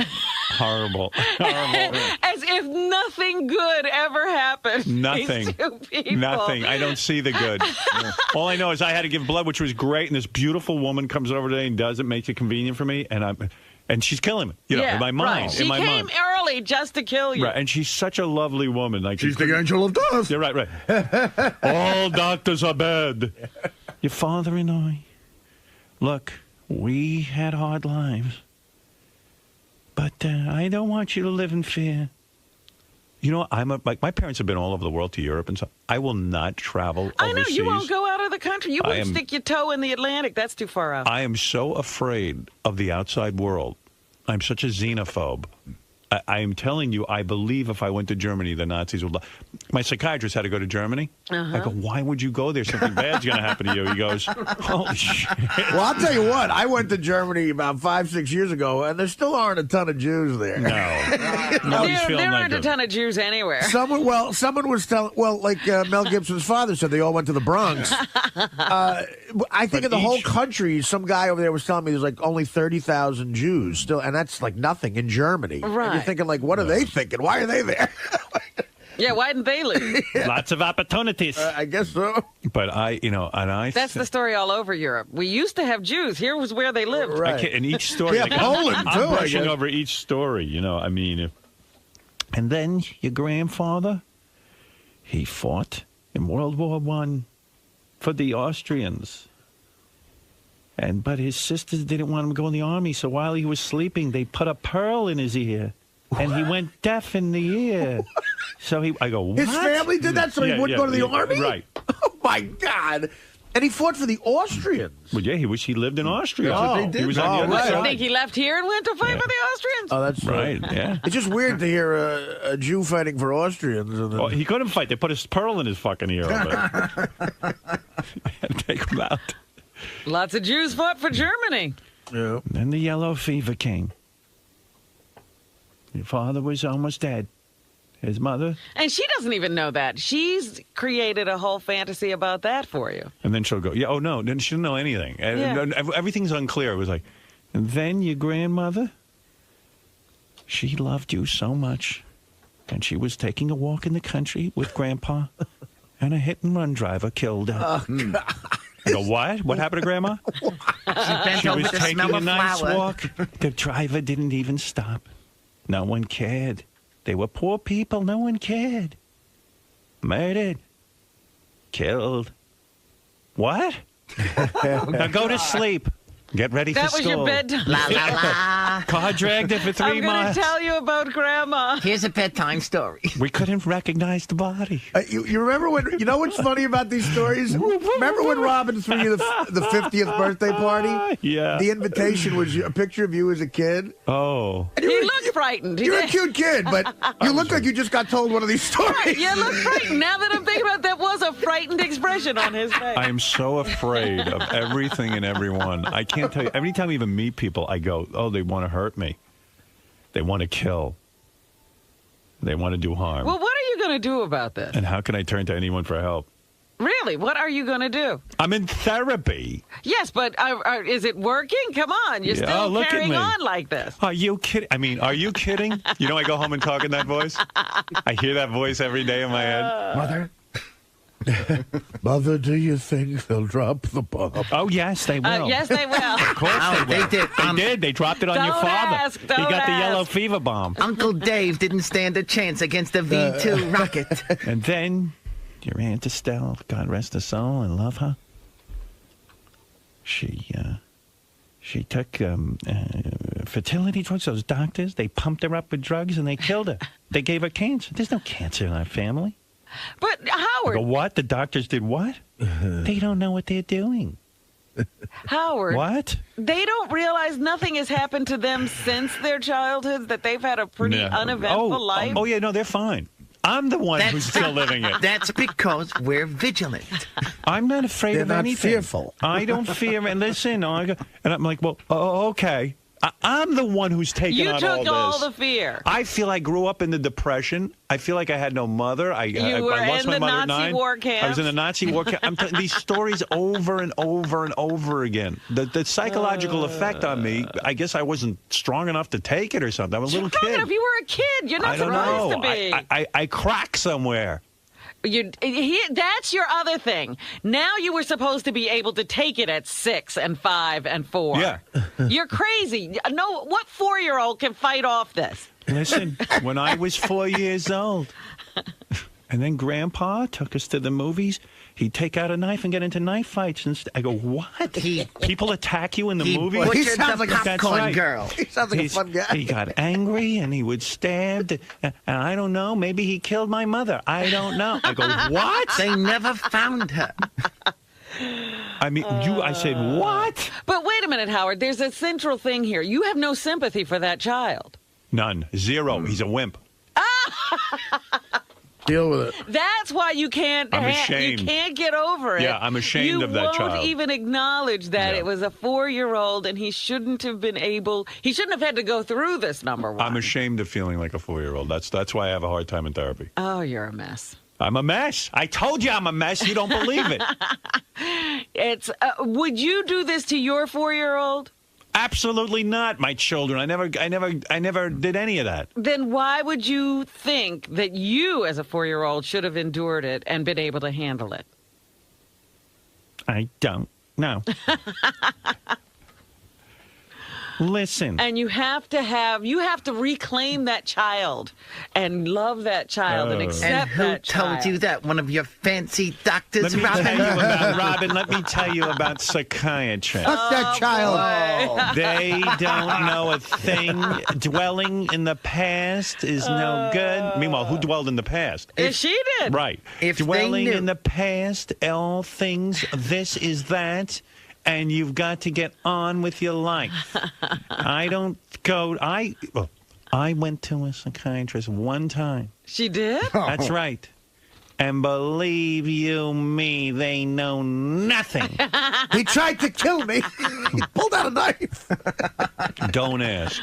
Oh, my God. I'm leaving out half the shit. Oh. Yeah, but my point is, Don't leave out forget anything. the shit. You have to say, look, I was 4 years old. I wasn't supposed to have to go through that. I guess, but all I know is I am so afraid of everything. That's why even anything I have... But you can't get over your fears until you acknowledge that you were traumatized. Yeah, I can't acknowledge. I don't believe it.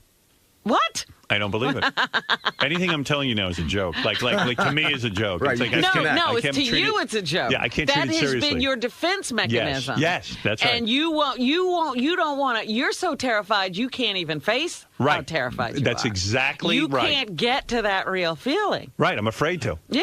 You know what? Because my Because psychiatrist then what? says... Your psychiatrist and everybody else would know you're a scared little boy Yeah. and you're vulnerable, and then they'll take advantage of you. Yes. And then my psychiatrist says, well, what are you afraid of? What would be so terrible if you... I go, I don't fucking know. Leave me alone. My fucking head's going to explode from... Is the hour up? I'm paying you to fix me. You're a shitty psychiatrist. You know what? You careful. came out fine from all this. You know who really paid for all that bullshit is John DeBella, Ivan. Yeah, exactly. Oh, yeah. You bet. I mean, you took it all out on other people who You were in your bet. way or who you perceive are in your way, and that's you're doing okay. I have No, tremendous... Those guys should be I bitching to have your mother. tremendous But anger. he's also curtailed his his life because of his fears, Yes, I Artie. have. That's what you forget. Yeah. He's lived a less full life Artie, because he keeps himself in a box. Robin is 100% right. I mean, when but I okay, no, it's all in Robin is right. perspective. Here's a guy Hold who's it. been- no. Here we go. Robin is to 100% Anguilla, right. every hot island. You're every- not these listening. little- I mean, Robin is 100% right. Even when I go somewhere now, I sit there and You can't fully enjoy I have a it. horrible time. That I would. And he I need won't to be leave the home. resort. He Right. gets to a place and he stays there. I won't even talk to like the, you know. That I guys, witnessed in Tampa. I don't even. I don't want to go extraordinary. anywhere. And you want to know something? And when we got on the wet bikes, you kept saying to me, "What are you doing on a wet bike?" What sums it up is, and this You're is the gonna die. truth. When I was starting on a radio and I got my job in Detroit, I told this to my psychiatrist. I realize now, I had no experiences in Detroit. I would get to the hotel, I'd sit in the room all day. I didn't know what, but I could have gone out, maybe gone for a dinner. I sat in my room. I would leave the room. They had a downstairs fast food place. I'd grab the food and bring it back up to my room, and I'd sit there and wait for the next radio show, just staring. I don't know what I did. And in it the was room. for a year you did this? No, for a couple of months. Because And then according to Private Parts, that was a time when you and Allison were separated for a little while? No, we were separated because she was finishing up her job in Hartford. right, Yeah, she That was eventually joined him. So you were alone for a couple of months? Being alone, I couldn't bear to be alone, and I would just sit there and wait. And I didn't even know I couldn't bear to be alone. I would just sit there and wait, and then the radio show would come on. I'd do the radio show. I'd go back to my hotel room and sit there and wait for the next show. The weekend, I would sit in my room. Like most people who were in Detroit for a while, you go, hey, what's a fun bar around there? What's a Right, good no, thing? I You would never know go to none a of that. bar means He's you're going to never die. been there. Right, There was I a know, place- but I'm saying most people would know and a few and places. the radio station and the hotel were in a straight line. You couldn't get lost. And then there was a restaurant on the way there. And one morning I said, I'm going to stop in for a bagel. And I went in and I thought everyone was going to kill me. It looked dangerous to me to be Right, somewhere. even Richard Christie can choose a Chinese restaurant. Right, well, Howard can't do that. And I was in complete gripped in terror.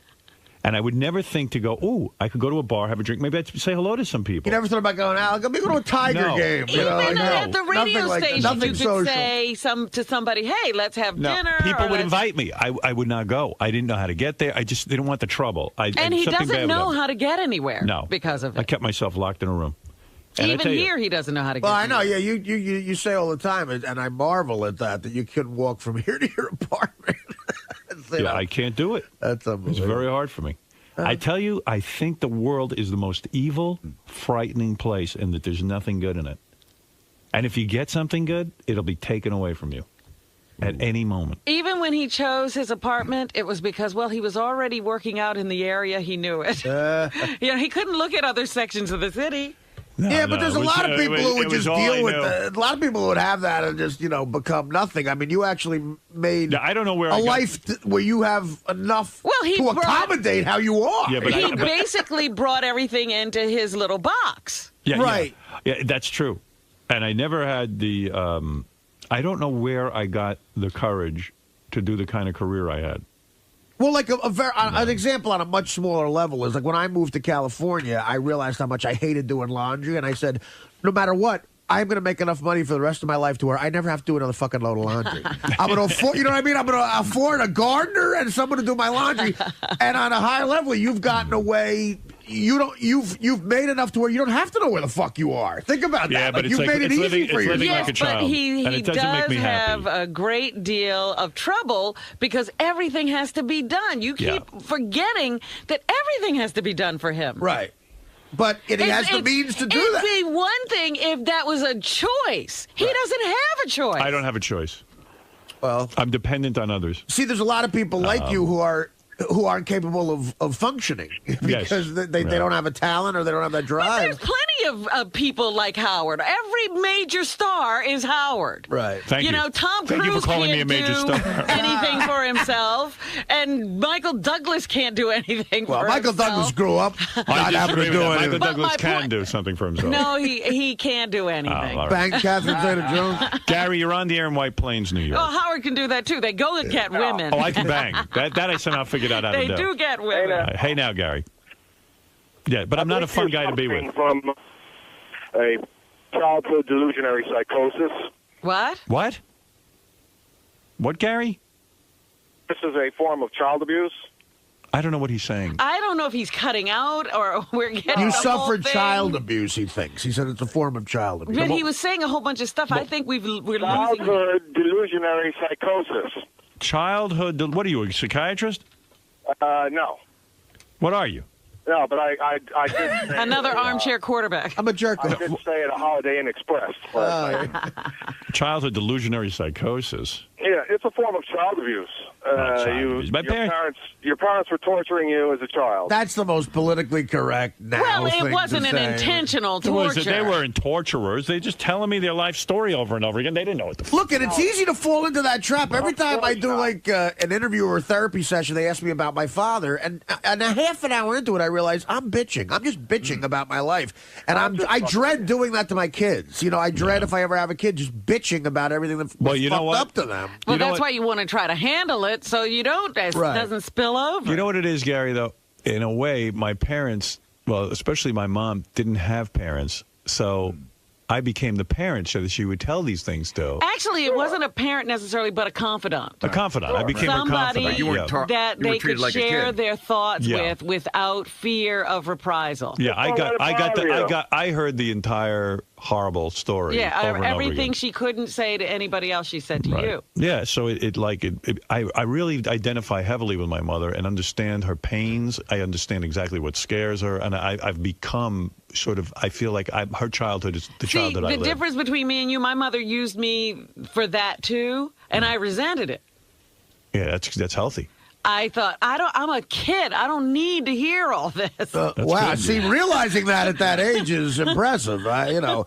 But what else it taught you to do is you don't find confidants like that at a bar or at a game. They're all all the people around you, your family. You know, it's like you don't go find a friend and bitch about it. But actually, I always thought it was such a privilege that this woman in my life, my mother, would share with me all of her intimate secrets. But at the same time, you were burdened. Yes. But I didn't know, I thought that, you sort of ignored that was your compensation. Well, I am privileged because she considers me that important. even the relationships I have with women now, the more they give me their problems and they tell me like their intimate, dark thoughts, right? That to me feels like love. Oh, okay. And well, I mean, in a way, so if I see a woman who is completely fucked up, right. I'm like turned on like you wouldn't believe, like has horror stories. And she shares those with you. I want to straighten her out and everything. I want to take over because that's my role. And that's hot. I'd say Beth, in my relationship now, doesn't have those issues. Right. And sometimes I think, like, why is she not burdening me? Why is she not telling me? Or she's keeping something from me. She's not telling me the really good stuff. She's keeping all her horror stories from me. Why is does that aggravate you? Do you want to be needed like that by somebody? You desperately need to be needed. You know how you love heroin? Right. That's what I love.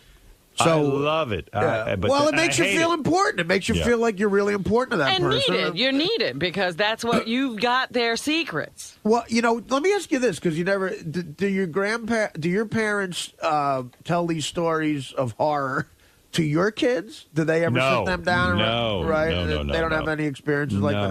No, Howard was a really good listener. They're done. No, Howard was privileged. I was the chosen one. And did you ever tell it to your kids? Do you I've think told they my told kids your this story. sister? I don't think that much, no. Yeah. No, I don't. I don't know if my mother and my sister have the same relationship I have with my mother. So it wasn't the two of you sitting there. It was just you. Only me. I am the chosen one. I am the keeper of the gate. But I really am a scared motherfucker. I mean, I think everyone in the world is going to kill me. Well, I'll have to tell you, after 9/11, I turned around, I looked in this room, and I said, I'm surrounded by cowards. I got to get out of here. Why? We all stayed.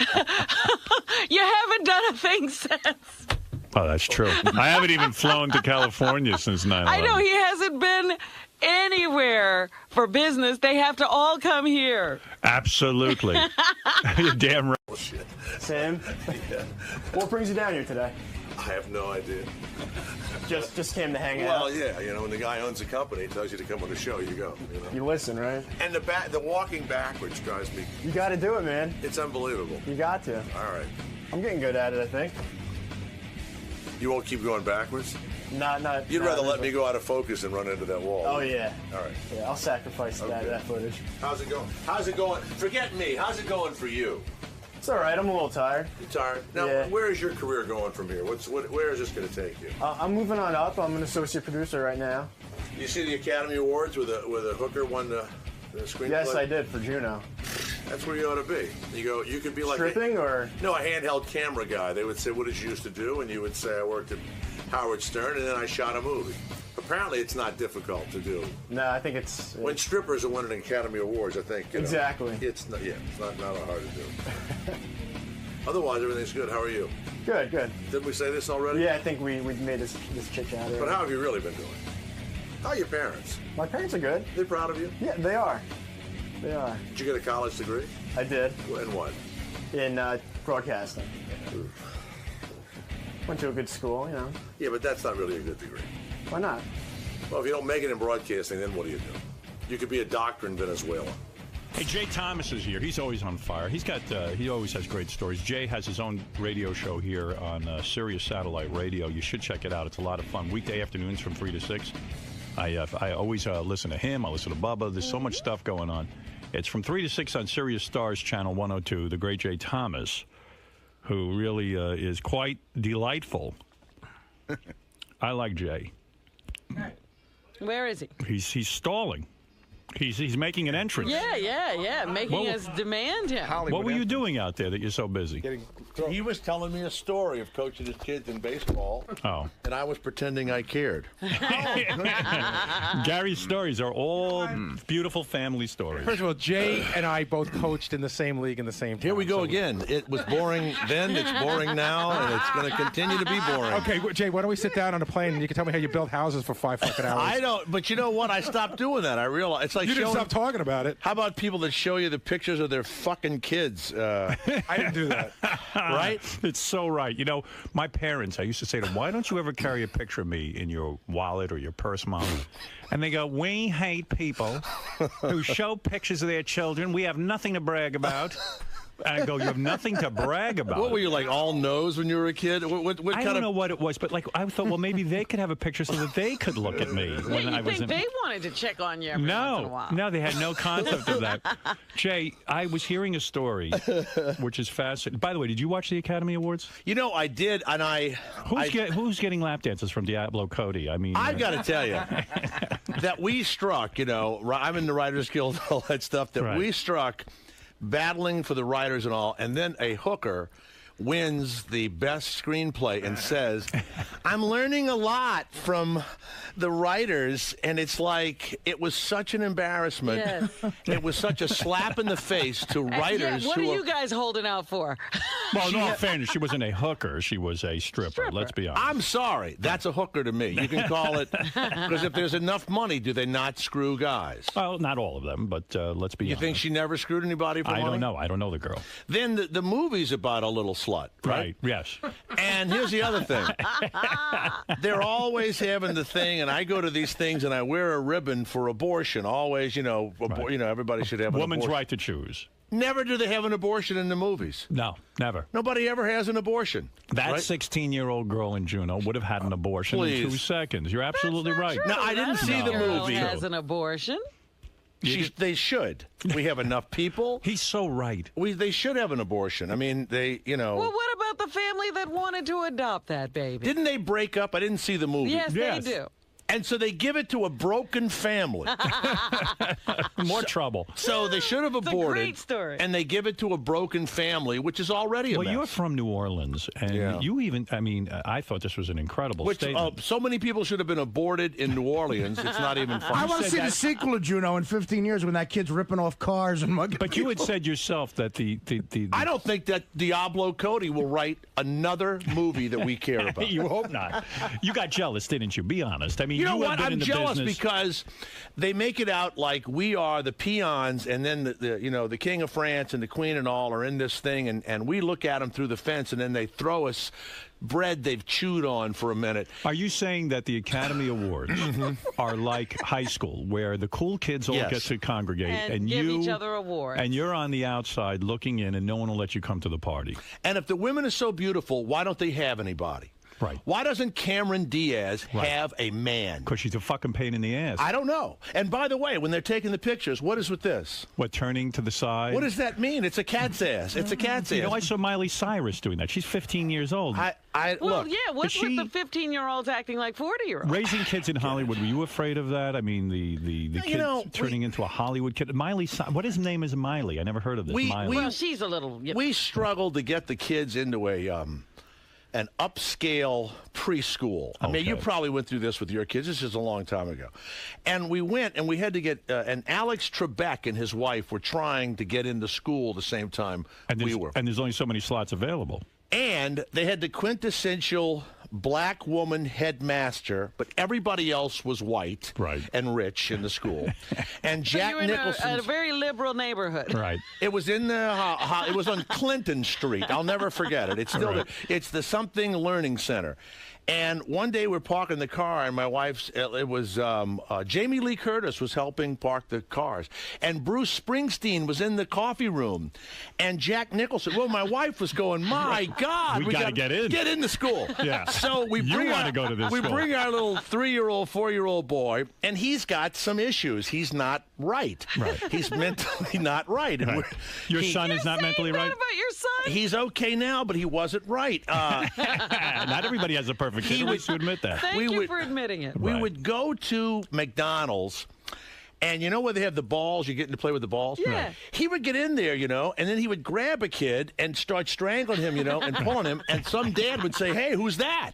And I would say, that's my son. And he goes, hey, get him out. And now my son wouldn't let go and then would bite the kid. It was really terrible. Wait, now, does your son still have problems? I mean, honestly. He builds guns now. He makes a real gun. Oh, my And he God. stopped no, we biting deal with it all the people. time. So he's a real violent kid. I mean, No, he was he's born not. violent. He's a crack shot and all, but we let him get it Should out. he be around guns? Will you stop that? I'm not kidding. No, he tried to strangle children Yes. at a young age, and now he's he into builds guns. Now, What school does he go to? Because I want to he goes to a public school now. They won't let him in the private school. No. So we go to the higher learning thing, and we had like this kind of thing with him. And one guy in Burbank says to me, who's that kid in there? And I go, oh, that's my son. He goes, if I didn't recognize you, I'd punch you in the nose. He says, like, because he recognized me, he wasn't going to. So I'd climb in the thing, and I did this constantly. My wife's crying. We had another kid, and also finally we sent him to this school. It's a tough kid. We get there, and Alex Trebek is with this young wife of his, and they're trying to get in. And they're kissing the black woman's ass, who's the headmistress. We get the kid in. Yeah, good. We get him in. Good. You He's paid him there, my wife says Jamie Lee Curtis is parking the cars and all. Well, he's not there a minute. He's in the sandbox. He strangles a kid. Was it someone's famous kid? Bites the kid, yeah. Like somebody I never heard of, a producer's child. So they call us up and they go, your child needs a shadow teacher. What's that? For $400 a week, a woman stays with him all day. Well, at least they didn't kick him out. They didn't give up on him. $400 a week, and he's great with the shadow teacher, who's a psychologist or a kid or whatever she is from high school. I said, well, I'd like it too if somebody hung with me all day, right? Poor you. You have to pay $400 extra a week, and it was $1,000 a month. I am so mad, and so I say to my wife, why don't we send him up the street with the Mexican kids and all, where he would fit in. He would fight. He would be a gang member. He looks like... He likes guns. Like he's from a broken home or something. Right. Mom, I got my colors today. Did you ever take him to a psychiatrist at that age and say, what's going on he's here? pre-fucked up. He belongs... with these kids. And the kid. And we had a psychiatrist, and they went They would go to McDonald's with us, two of them. Right. This is another $5,000. And we would stay there. Aren't and you then glad you had kids? We'd put him into the thing and see if he strangled someone. We started going to McDonald's in other neighborhoods that they didn't know us. Right. We go into West Los Angeles. Right.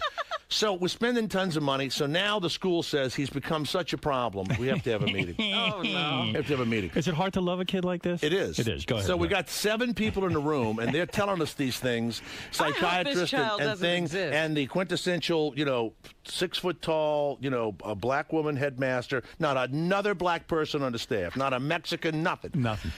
And I say, we're not all talking about this little 2.5 foot kid, are we? We can't be. Right. And I said, this is ridiculous, and we're out of here.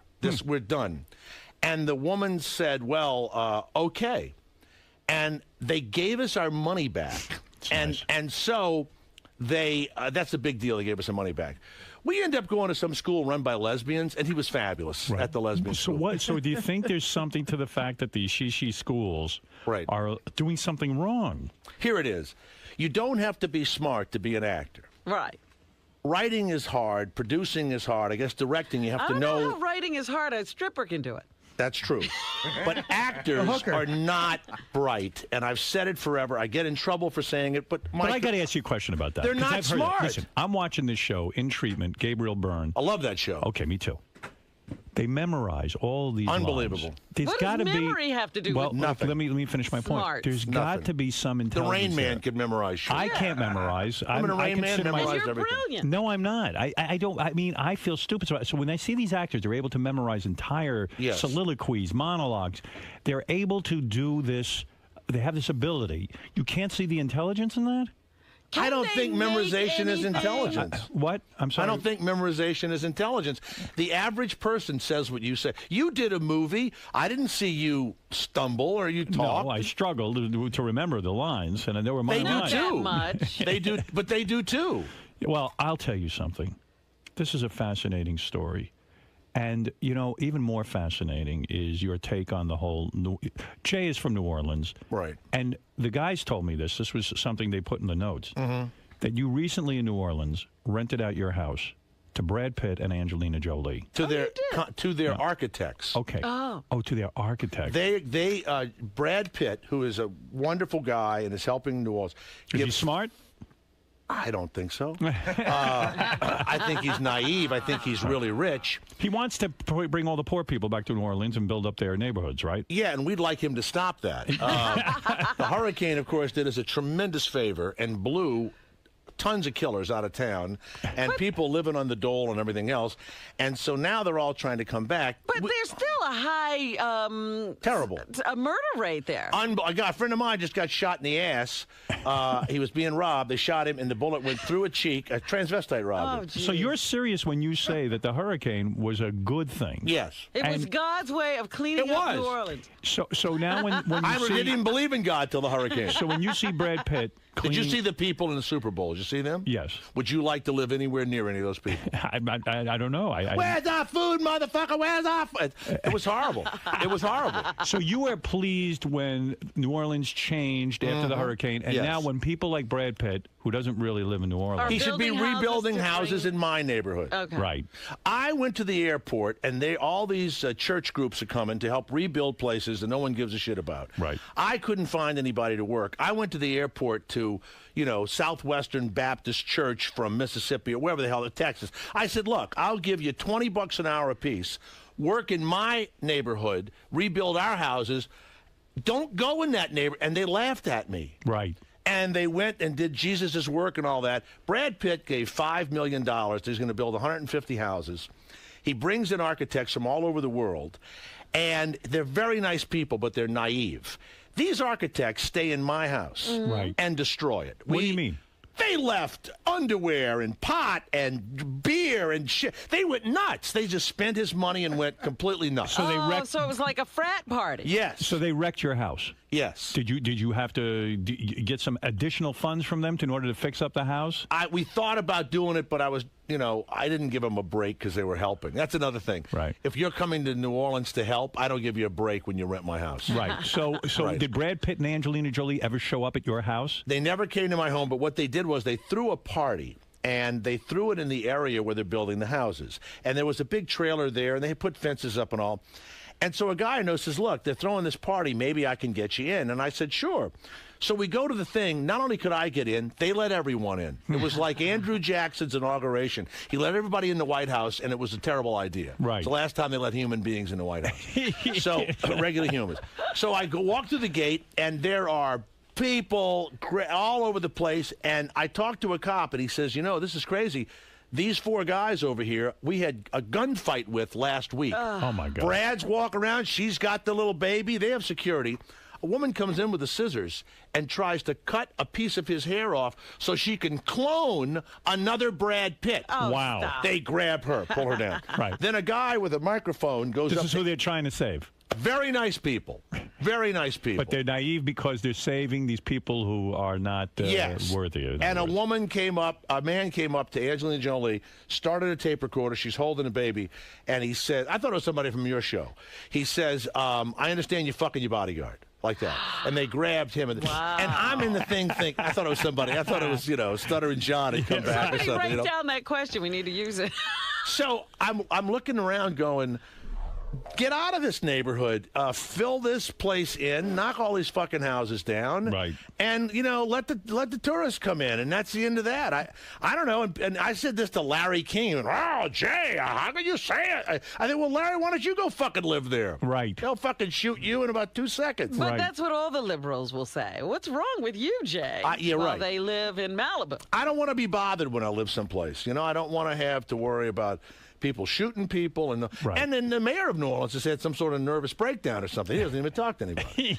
Yeah, it's unbelievable. He's in hiding. So you're on top of this because you love New Orleans. And You live this is there. And he has a home there. Yes, And this is all of That's that. it. So how's the radio show going? It's going very well, Yeah. and thank you very much. And I signed a new 2-year contract. Great. They were very nice. You're going to be at Sirius for another 2 years. Another 2 years. Everyone likes that. Yes, I love it's listening all to the good. show. I think it's Thank great. you. I still don't understand the logistics. Where are you when you do this show? I do it from California, and then I have a studio outside of New Orleans, and then I come here to New York, and I just kind of do this kind of bouncing around thing. I find it hard to not be in the studio with everyone, but you have no problem doing it. None whatsoever. You're that talented that you can do the show from anywhere. You could do it, too. You could do it from your house. Why you come in is ridiculous. I'm not sure. Denny, you're on What the do you air. mean, not Wouldn't it be sure? weird if you were here and I was somewhere else and No. we couldn't look at each other? Like, how would you be a guest when Are you have really a getting guest? anything from looking at me? What I'm are you connecting. getting? I don't know. I'm getting a vibe. When you have a guest, I where can't- are they, Jay? Yeah, I who don't know knows? where the fuck they are. They're someplace else. But you all pretend you're in the same room.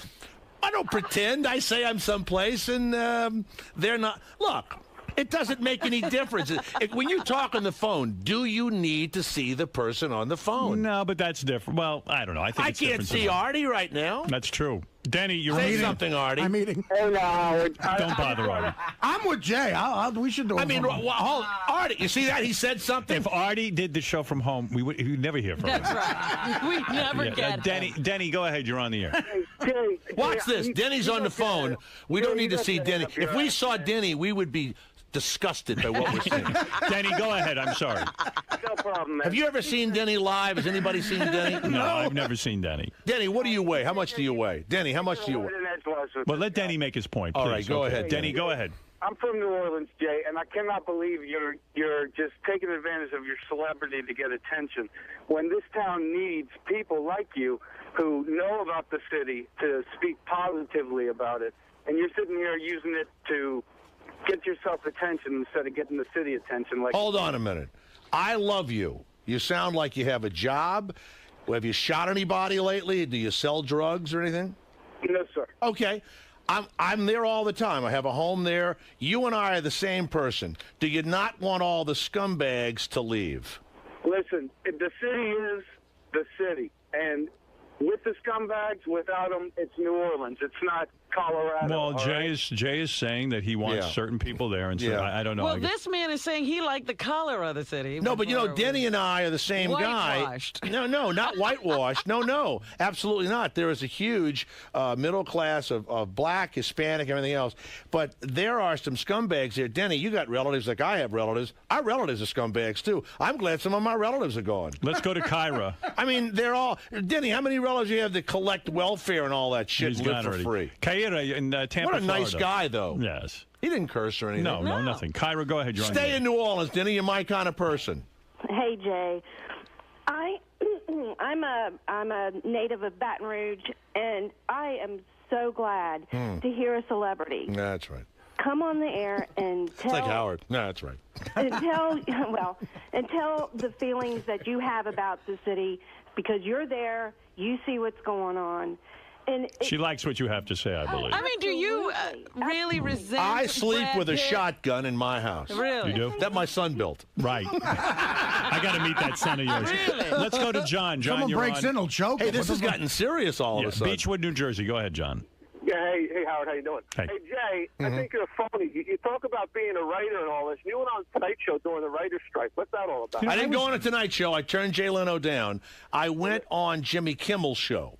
But he had Well, what's writers the that were difference, striking too. Well, I was going to ask you about that, Jay. Yeah. You see, I saw Leno that. asked everybody on who he hadn't talked to, and Leno hadn't had me on in 10 years. Right. Probably because I do Letterman and stuff. Right. He calls up, and they want me to come on, and we turned it down. But some people were saying, "Well, okay, I'll come on if you'll have me on after the writer's strike," and he wouldn't say that. Right. But I like Jimmy Kimmel. I think he's a good guy. Yeah, I do too. And I went on the Jimmy Kimmel show, and that didn't. I don't think me going on a Jimmy Kimmel show. But isn't that sort of hypocritical? You're a writer. Yes. You're on strike. Yes. It is. And Jimmy. Totally hypocritical. No, I mean, did you Whatever you just said. Did you put your career ahead of? I had the nothing to writer? promote. My career hasn't been ahead in a long time. But seriously, I'm wondering if he put down his little sign to go into the show. Did Well, you no, walk they off snuck me in the back, so I didn't have to go past the picketers.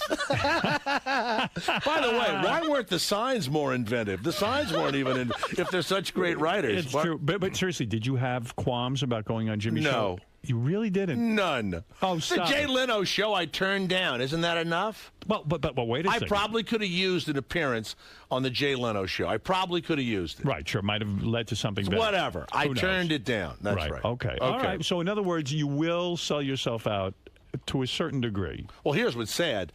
Leno's numbers were bigger without writers Yes. and continued to beat David Letterman Yeah. with all the writers, which, of course, made him more of a nut. Letterman's now more of a nut. Do you think that Jay Leno is lying when he said he didn't have any help writing his Of course he monologues? is. He is lying. Of course he is. Yeah. Watch this. There's a strike. Nobody's here. Don't you and Artie talk on the telephone? Sure. And by accident, Artie says a few funny things that you by accident write down that you later on by accident remember and say on the radio? And then I accidentally pay him? Exactly. Right. You don't pay him. You give to some charity that he's a big member of. Right. You know, I don't know. So in other Help words- out Clean Syringes or something. You do something for him. Whatever that group is. How about that group, Clean Syringes? Jesus Would Christ. it be How about impossible? shoot them with something and they never wake up? How about that one? I can see where your son got his violent tendencies. You know what? I mean this. When I see the scumbags in the street, why don't we have a truck that goes around, picks them up, gives them a little thing, and it's over. We don't see them Wait again. a minute, Jay. Why do you get to say what is a decent human being? How do you know I'm not the son of God? How does anybody know that? Jay, which pleased you more? I never asked you this. The What? Which pleased you more? Yeah. The hurricane in New Orleans or the tsunami? Which did you, You know like what was better? funny about the tsunami? Watch What? this. Yeah, Was go. something funny? I'm vacationing. Let's say I'm vacationing, and I look out the window. My wife says, honey, all of the animals are running uphill, every one of them. And we're having our breakfast. Remember the videos of the people having breakfast? Yeah. Sure. And the ocean went out a mile. Right. And all the fish are exposed, and the fish are trying to go uphill. And now every dog, every cat, every fucking goat, every idiot animal runs uphill. Right. I'm one of these. Get the towels. Get the suntan lotion. Let's go uphill. Right? Right. When my cat is nervous in my house, I turn to my wife and go, earthquake, earthquake. And we get ready. We stock shit. The cats are like nervous. Earthquake. And I'm kidding. The animals know instinctively. Of course they do. He's right. There about wasn't that. a dog killed in the tsunami. That's true. Because Not they a- knew to run uphill. Not a fucking goat died Right. in the tsunami. My family and I would have gone uphill. Right. Because you see the signs Even in the nature. son who chokes people would have been able to figure this out. He would have What stepped on about the Jay's head to model? get uphill. What about the model? Petra Nemkova. And she loses her fucking boyfriend and Right. shit, right? Right, right. She's hanging on a tree. Now she's with Sean Penn at the Oscars. I know. When the ocean goes out a mile, something bad is going to happen. They went surfing. Those idiots went out in the surf. They walked a mile to get to the They surf. went out with, oh, look. Oh, look, now we can go into shallow water, right? So you see this kind of behavior, and it makes you wonder, doesn't it? Here's what's sad. There's so many stupid people running loose. And a lot of them are in, they're actors and everything else. And maybe we're not the brightest either. But we've made a big deal out of the really stupid, and we have events for them. And the Academy Awards is one of those events. You've been to a award show? Sure. It's very boring. Yeah, it's the dull. People say, "Oh, I want to go to an award show." I go, you couldn't even sit through it. Why does Jack Nicholson go every year? What does he find so interesting there? What is it? I don't know. I asked him. They said his ass. he went because he was a presenter this year. I said, I think he's always presenting, though. Yeah, they invite him every year, and he says yes. He likes the attention. And if they're such great actors, why can't they read the cards or be natural? Even the guys from Knocked Up were terrible. You're right. They were no good. They weren't funny. Is it the writing or is it the... It's that guy with the curly hair who's a fucking hack. The gay writer guy. What's his name? I don't know. Every year they... Bruce Valanche? That asshole. Is he ruining the award? He couldn't... I want to tell you something. If he rewrote the fucking Bible, they'd have no members of the goddamn Christianity. Be over. He is the worst writer in America. Bruce Valanche? Of course he is. I don't know the guy. Did you laugh at anything anybody said? No. How about when Steve Carell came out and thought, what's the pretending? By the way, when you tell a joke, yeah, when you say something funny, right, you're saying it and you're hoping for a reaction. Absolutely. Jon Stewart acts like we've already laughed before he's spoken. It's like, you're already laughing no matter what the fuck I say is hysterical. Well, he's used to getting his ass kissed. I mean, he gets a lot of I'm sure he's a accolades. nice guy and all. Right. And I'm watching and going, John, could you give me a fucking second so I can see if it's funny or not without you going, what I'm going to say is so fucking funny. I mean, Lewis Black tells a fucking joke and then you laugh. Right. Right. So I'm watching the whole thing, and then he pretends he's playing tennis with some little girl. Jon Stewart. Right. Right. And we come back from commercial, and he goes, "Oh, you caught us." Yeah. Thinking that's like in high school you do that shit. In other words, Steve Carell did the same sort of thing. He starts to read the thing, and then he goes, "Oh, I'm reading the wrong thing." Oh my God! What a piece of shit. Yeah, yeah. It's true. It's hacky. It's hacky. The average American thinks it's stupid. Well, the ratings are down. They're lower than ever. Yeah. You know Look, this. I'm not helping myself either. I mean, this is probably why but nobody gives a shit either. But what do you hate about Spielberg? Oh, please. How about the gay guy that wanted to fuck you? Remember that guy? Once he'd have seen that hairy ass, he would have run for 100 miles. Must have hair everywhere. You're very angry, but I think rightly so. Why shouldn't I be angry? You've seen me in a movie lately? Did you notice that? By Hollywood, yes. I know. I haven't seen you in a movie, and you're quite good at it. Yes. Now, this Marion, what's her name? Cotillard. Oh, my God. What? Edith Piaf. Except for the rice, what did she do for us? What is the name of the rice? She won Best Actress. La Vie en Rose. What did she do? You tell me right now. Hold it. I'm going to ask anybody. Who is Edith Piaf? Why do we give a shit? I don't know. I don't either. Why? In other words, it wasn't an American movie. It was a French movie. But they supposedly loved her. They have been writing books about her. They have been talking about her for years. She was married to a boxer who died in a plane crash. Yeah. She once peed on stage. Yeah. She peed on stage. Peed on stage. Why? I have no idea. She was a real mess. I don't know. She was incontinent. I don't know what her problem was. The original jackass. So this woman wins about no one will ever see that movie. It's a foreign movie. Right. She shouldn't even be in the Academy Awards. I don't get it. It was rather depressing to me that not one American. What is wrong with the American actors? Are American actors worse? Why don't we start the immigration thing by throwing them out? I don't want a Canadian taking my job. I don't want a Mexican actor taking my job. I don't want a French actor taking my job. I'll vote for whoever says throw those assholes out first. When is the last time you were in a movie? I mean, I know I have a movie, this Pool Boy movie coming out with Warren Zide. Yeah, the guy that did American Pie. I made fun of it last time. He got all upset. Yeah. But I think my son's going to do the music, and I'm going to be in it and everything else. It was fun. We did it in New Orleans. Pool Boy. Okay. Pool Boy. It's called. All American cast. No. No. Miss Playmate of the Year from Germany is in it. All right, but that's understandable. When you bring breasts from overseas, that's okay with Nobody me. cares about that. Now you got to check out Jay's radio show. Believe it or not, Jay has a radio show here. And he apparently has By the way, to I have say. nothing to talk about now. This is my whole show. Yeah, this was the show for the day.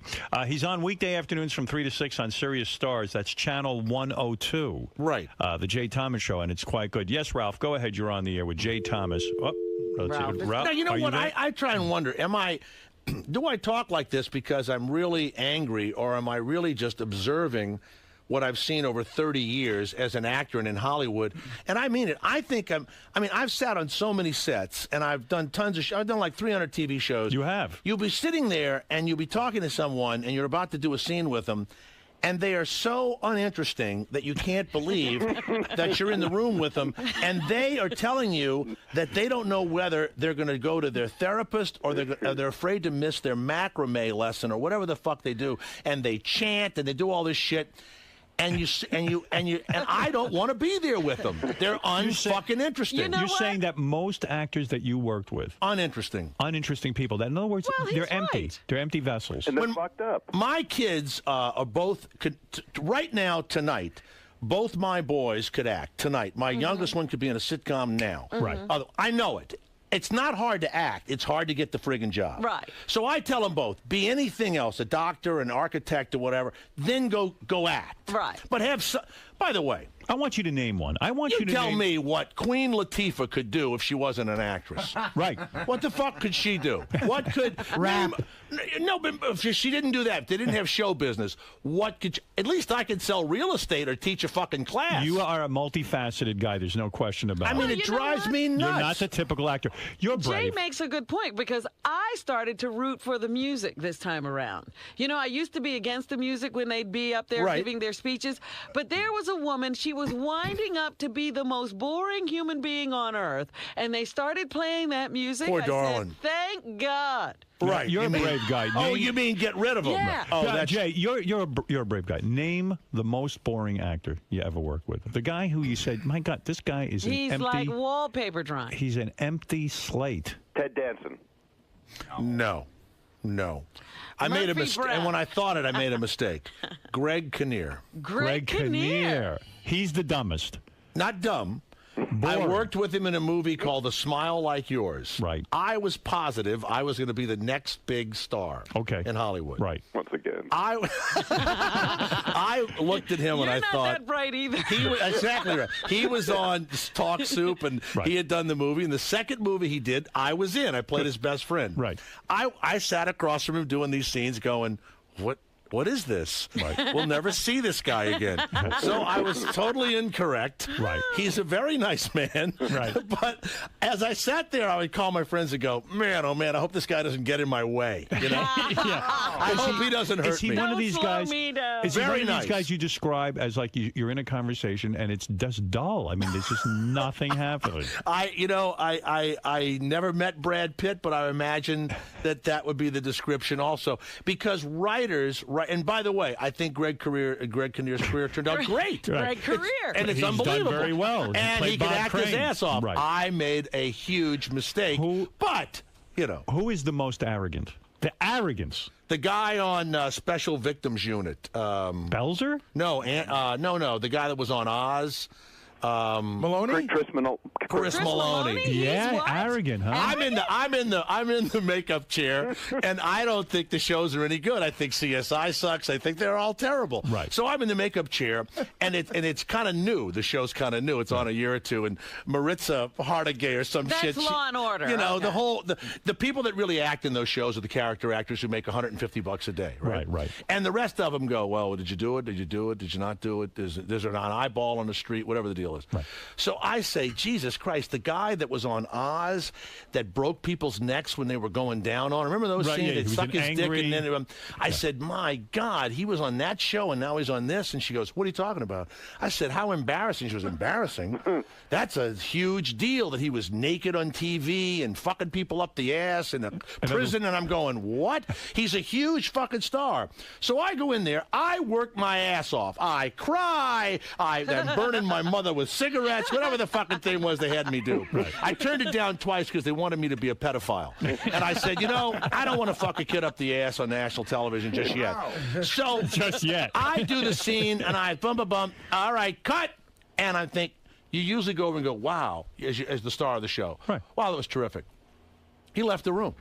See you later. Wow. And I said, gee, what's that all about? And I said, I guess he did that to... And then who's the other guy? Maybe you didn't do that well. Yes, I did, you prick.